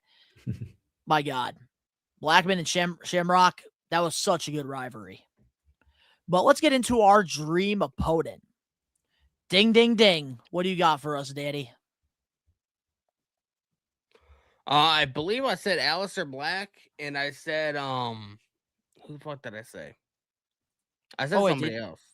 Wait, did you say Aleister or no, I thought you said Elio. You said Dragunov. Oh yeah, I might have said Elio. Yeah, Elio Dragunov. Yeah, you said Elio because I was jealous of this answer. I wish I had this. Elio Dragunov, man, like, and I was thinking about it because at first I was gonna pick two because I really couldn't think of one, and then it hit me. I was like, Elio Dragunov. This guy is a master salesman. Like, this dude, like, you chop him and he acts like he got fucking shot by a 5-gauge shotgun. Like, he's just phenomenal what he does. So could you imagine the kind of work that he'd put in with Steve Blackman? Oh my God. I will say this was a really good answer you had. I was jealous that you picked Elio. I went with, spoiler alert, I did Aleister Black. And the more I thought of it, I think the more it writes itself. Two very experienced martial artists in the wrestling ring together. I believe Aleister Black is more kickboxing, whereas Steve Blackman's more like MMA and like actual like karate. I believe he's like I'm gonna be wrong probably. But I believe he's like maybe a 2-time black belt. If I'm wrong, then I'm wrong. But I think that match just writes itself. To be quite honest, any stipulation, wherever it is, any PLE, street fight, hell, fuck it. And they just put Aleister Black in the ambulance match, so why the fuck not? Honestly, this was another really good one that I was jealous of because I had my answers like right away for this getting put over because I love Steve Blackman. Like I was already fantasy booking who I wanted and stuff. But both Elio and Aleister would be such great matches all around, especially Elio and Aleister. My God. But here's who I had to go with. And this is my first time and probably last time I'm ever doing this. I didn't even fantasy book a dream wrestling match. I made a fantasy of them going inside an octagon, and that's Steve Blackman versus Brock motherfucking Lesnar. I would love to see like Blackman put up a fight against Lesnar, and I had to go with UFC Brock because like I would love to see these two like in an octagon or something, just like a straight shoot fight. No sports entertainment, no pro wrestling. A shoot fight. These two on the fucking streets. It's kind of a shame because I feel like Steve Blackman would fuck Lesnar up. It's kind of a shame when you really think about it because we could have had Brock Lesnar versus Steve Blackman, like at least in a wrestling ring, because Lesnar came in 2002, Blackman left by 2001, so it was right on the edge of that. That could have legitimately happened. That's sort of the same with Josh's comment here with Steve Blackman versus Rey Mysterio. Steve Blackman left in 2002 and Rey Mysterio debuted in 2002, 2003. Mm-hmm. Yep. Ooh, that's also a good one for Dream Opponent. Tyrus. Mox is an obvious and great fantasy booking for Blackman, but being the Vision's hired gun, a bounty hunter for Seth would be cool. Blackman and Moxley, that would be a freaking... I would love that. There'd be so much blood. Put Blackman in the Vision. You would excel in the Vision. Like a bounty hunter. All right, let's get into our what if scenario because we still have our main event topic. My what if wait a minute. Would be Blackman versus Gage. Bro, so many legendary matches that could have happened. I gotta go with like what if Blackman won the WWF title and like that would have been crazy. Like it doesn't seem like the management, the powers to be really like saw much in Blackman, but like the guy was a massive get for WWE at that time, and like any scenario, like whether it's like being serious or comedy or whatever it is, like he proved that he'd be able to do it because he was, able to be affiliated with like the corporation, back in '99, like you had mentioned, but also like, the comedy bit at the senior citizen home with Al Snow and, and Head Cheese and like all that.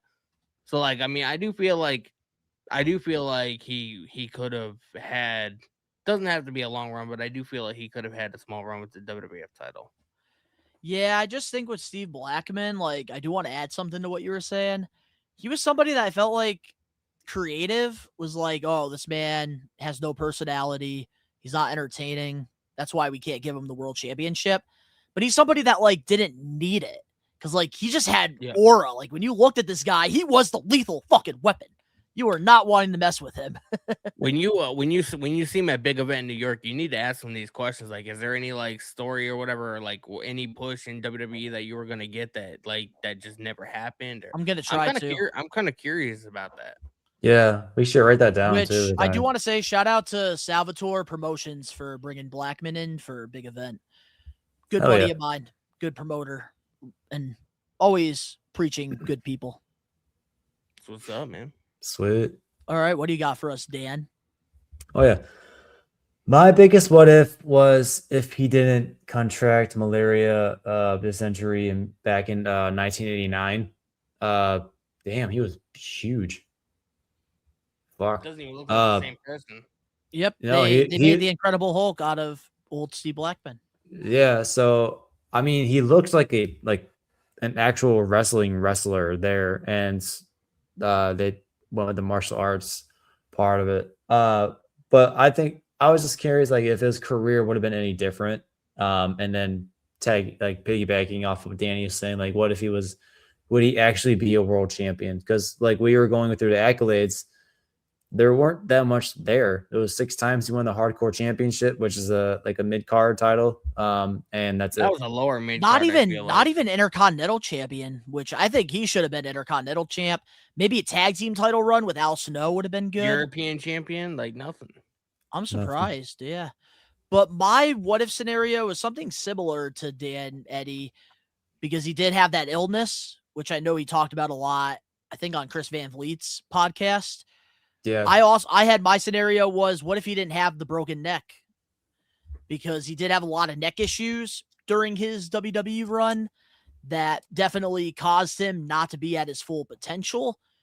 And if he didn't have these neck issues, what could have been with Blackman? Because he left WWE because he was just completely burnt out and the neck problems just kept like piling up, the injuries. So what if like he didn't have to go through that? That's my what if scenario.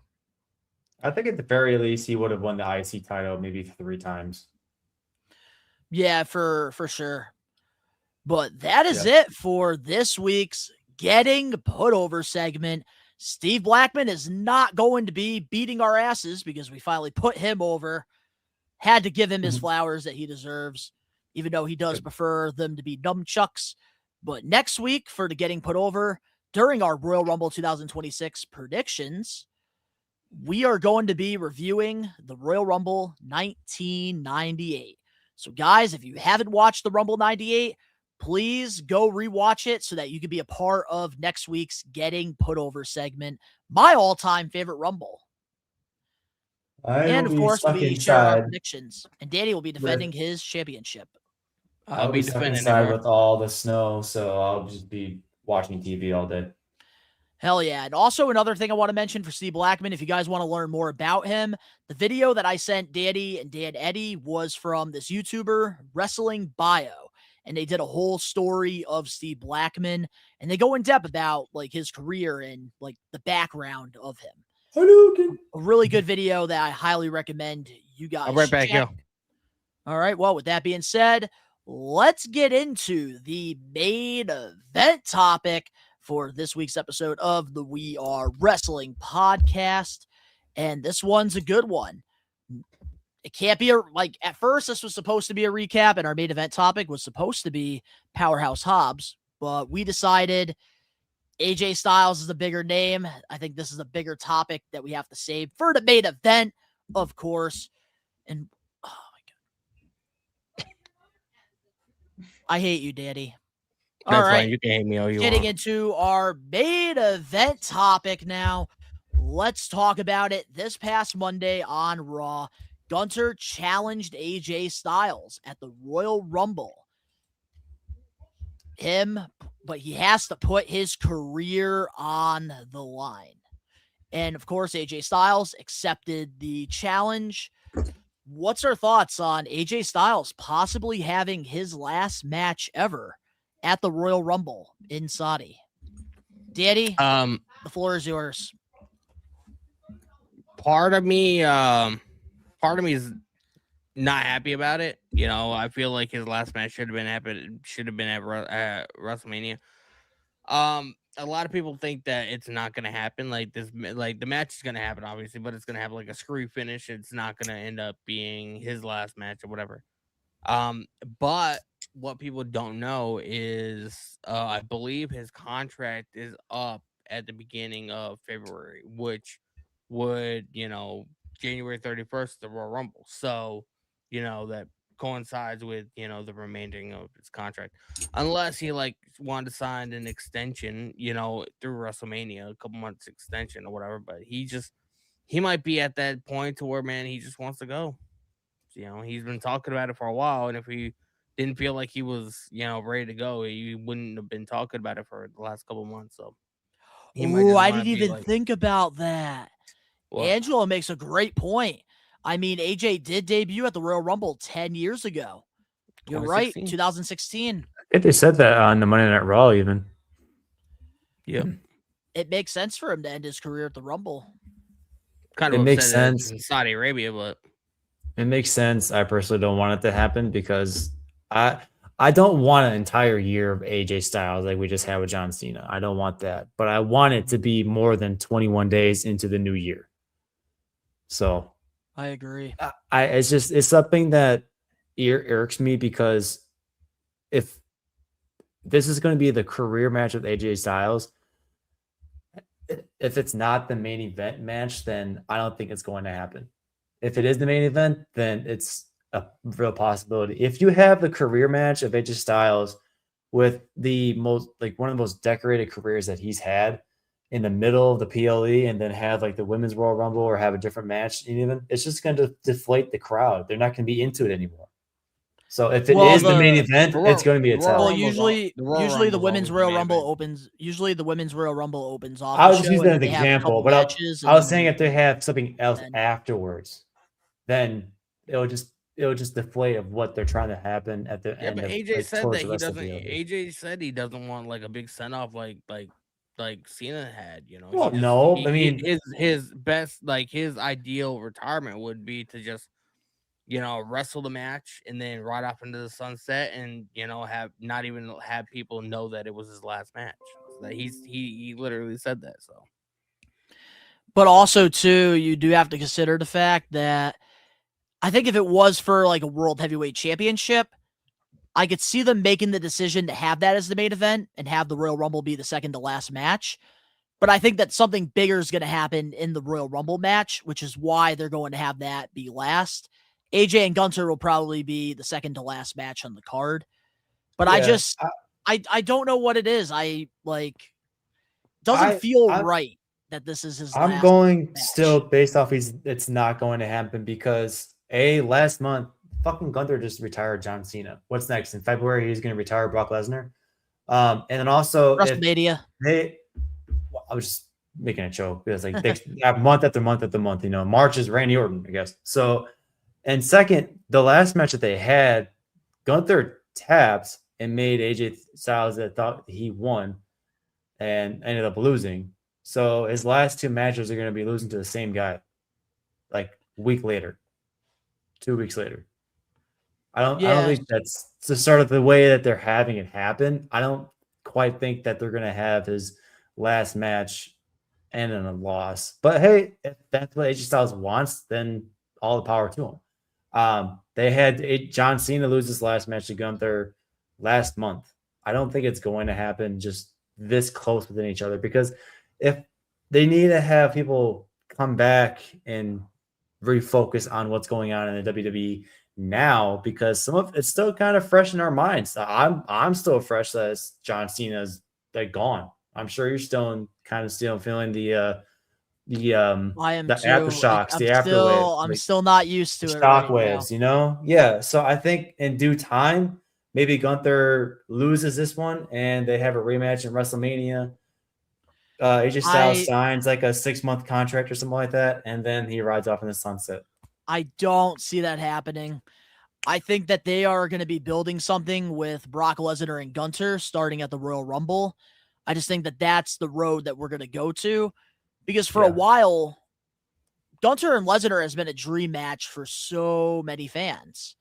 And I think that it's only a matter of time before it happens. And I think WrestleMania is probably the perfect place for it because with Gunther retiring Goldberg, with him retiring Cena, and possibly AJ Styles at the Royal Rumble, I think that it just makes sense for WrestleMania for him to go against Brock Lesnar because Lesnar is towards the end of his professional wrestling run in the WWE. And I think Gunther, if he ends AJ Styles' career, and he's doing all of this within like a 6-month span, it's really going to add to this Brock Lesnar versus Gunther match that will happen at WrestleMania. And for once, Gunther might not, I think for once, Brock Lesnar will be the underdog. And that's never happened throughout his WWE career. But having the accolades of retiring the phenomenal one, AJ Styles, people compare this man to Shawn Michaels. The man retired John Cena, making him tap out. And Goldberg, who had one of the biggest undefeated streaks in all of professional wrestling. He has all of those accolades. So going into WrestleMania against Brock Lesnar, he's going to look like the final boss. And that's what's going to make that build-up very special. And I think the Royal Rumble, honestly, he's pissing me off. I think, honestly, with the Royal Rumble, it's the best place for the phenomenal one, AJ Styles, to end his career. It sucks that it's at Saudi. It does suck that it is at Saudi. And I'm also upset that we didn't get a TNA match. That's probably my biggest problem here. Well, they did have him on the TNA premiere on AMC last week. So I guess in a way, maybe they were closing the door that way with him in the TNA company. But that's so stupid. I do believe so too. I agree. I think you can't argue against the poetic value or the poetic aspect of it of like, oh, well, he debuted here in WWE, you know, that's just the way he's gonna go, you know. Some other wrestlers did that as well. Like it's just one of those things where I don't know. Maybe I'm just having a hard time coping with the fact that it's going to happen. And I'm John Cena just retired a month ago. I'm trying to just be like, no. Because if you think about it, Goldberg is gone, John Cena's gone, AJ Styles is gonna go, Brock Lesnar's gonna go, fucking Randy Orton might go within the year or two. Like, dude, like all my favorite wrestlers are gone now.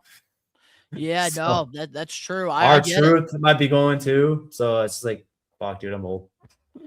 But I don't know. I just think that, like, best case scenario here for me is that AJ Styles loses to Gunther, retires WWE, but he does go to TNA for one of their upcoming pay-per-views. It could be in February, March, April. It could be Slammiversary in June. I don't care. Yeah. I want AJ's last match ever to be inside a TNA ring because that's what's going to feel right. Mm-hmm. In my honest opinion. But let's read some of the Maniacs comments here. I'm going to wait until Danny gets back here because he is pissing me off right now. Just leave him in the doghouse for a bit. Leave him on there. Well, I can't. I'm trying to freaking boot him, but I can't. Oh. Next time. All right. Well, here is what the Maniacs were saying here in the live stream in the comments about AJ Styles and Gunther. So we have here, Angelo, if AJ wins, Gunther is winning the Rumble because he ain't losing twice in one night after retiring John Cena. He's not winning the Royal Rumble. Brock Lesnar and him, they're going to start their program. And looks like we need to bring the Lumberjacks matches. Well, that's so random. So no Brock versus Braun or Brock versus Oba before he retires. One of those matches could happen at Chamber, but I don't know, man. I think Gunther versus Brock, they could have their first match at Mania, second one at SummerSlam, but I think it might just be WrestleMania, and then Brock's done. But if Gunther loses, he's winning the Rumble. That's wishful thinking, Donnie. WWE won't even let him have a match in TNA, let alone his last match ever. Well, guess what?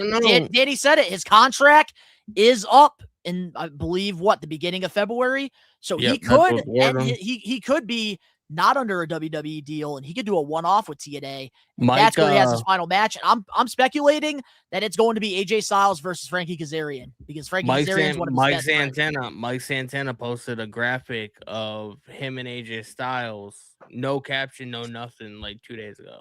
So I know Mike Santana and AJ Styles want to have a match. I think AJ, like, best case scenario, he retires in TNA, and I think that's what's going to happen. I'm hoping I think that'll be the better decision. So Rumble, he's going to lose the Gunther, but I think that he is not going to have his last match in a WWE ring. It's got to be TNA. It's got to be. Good. And maybe I'm getting my hopes up. Probably. You told me I was, so. But here's the thing, like, just because it's in Minnesota doesn't really mean anything. Like, yes, he is from there, but WrestleMania is the biggest stage of them all. Just last week, they had Finn Balor lose the match against CM Punk for the World Heavyweight Championship, and they were in Ireland, so that doesn't matter. I don't know. I just think WrestleMania might be where Brock ends his career. Or he's going to do a program at Gunther, and then he'll have his last match against somebody else at SummerSlam, which I could see also happening too. Probably. But is there anything else, boys, before we close off this week's episode of the pod so we can get people over to AEW? Man, I gotta run and do stuff around the house and stuff. So, yeah. All righty. You're not streaming? No, not tonight. Yeah, he hates Tony Khan at AEW. I'll be live Friday. I actually have oh, you can't be showing that shit. All right, you're getting booted. You're getting booted for that. See ya, Daddy. Enjoy doing your dishes and your chores. Anything else, Dan Eddy, before we close off this week's episode? No, that should do it. Excited for Royal Rumble next week. That's all I really got to say. Shout out to we have 30 people here in the live stream for the live episode. We appreciate all you guys for keeping a really good number throughout this episode, despite it being 3 hours. Lots of news, lots of rumors, lots of stuff that we covered this week. But a couple things to remind you guys, next week's episode of the We Are Wrestling podcast is going to be Royal Rumble predictions. And Danny will be putting that championship on the line against myself and Dan Eddy. And we'll talk about the rules and all that good stuff next week on the show. In our Getting Put Over segment, we're going to be putting over Royal Rumble 1998.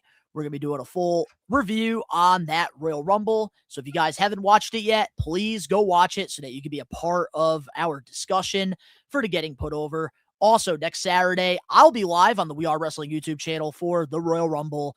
It's going to be an afternoon live watch along because it is in Saudi. So if you guys want to be a part of that, go right ahead. Cast your votes for next week's Power of the Poll. That is Royal Rumble themed. Who's your favorite Royal Rumble winner? Who drew number one? And you guys can go vote on that, which will end on Tuesday. We always put up our Power of the Polls every Wednesday morning. Also, Angelo, I will answer your question since you are a member. It was a surreal feeling being on WWE Unreal. I still can't believe they actually used my clip on there. And I made a whole post on my personal social media page at Best1Donnie on Instagram. If you guys want to go check that out, really just took 24 hours to reflect on this incredible opportunity that I got. And it still just doesn't feel real to me. We Are Wrestling 200. Zach Gowen will be joining us for a special interview to celebrate 200 episodes of the We Are Wrestling podcast, which will be live. And you deserve it, bro. I appreciate it, man. I appreciate it. Question, Donnie. Yes. Good question. For the Royal Rumble watch along, are you just gonna do it on stream? There's not gonna be a live gathering. It's gonna be a live gathering for the Rumble, like usual. Oh, okay. I was gonna say I would join the stream, but I guess not. Yeah. Well, you can hop in periodically too and stuff. Like okay.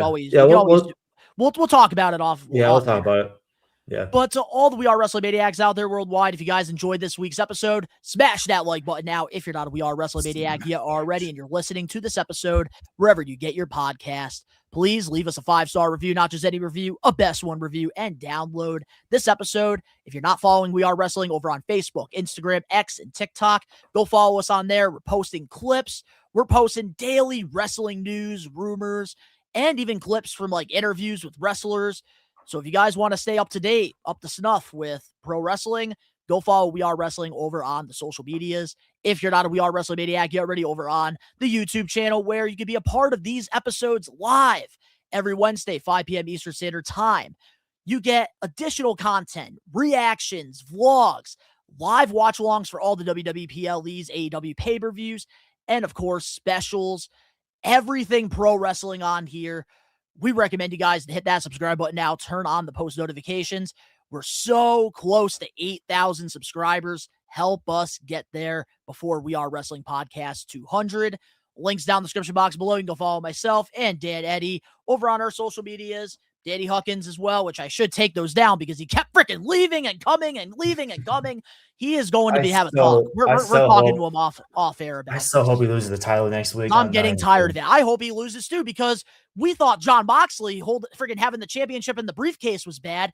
Danny's not even showing the freaking championship. I'm the freaking champ. I just leave halfway through the podcast. I gotta hide the title because I'm afraid the kids are gonna do something to it. At least have it on the show. So unprofessional. All our links are down in the description box below. But of course, to all the We Are Wrestling Maniacs out there worldwide, we are taking over. Peace. See you guys.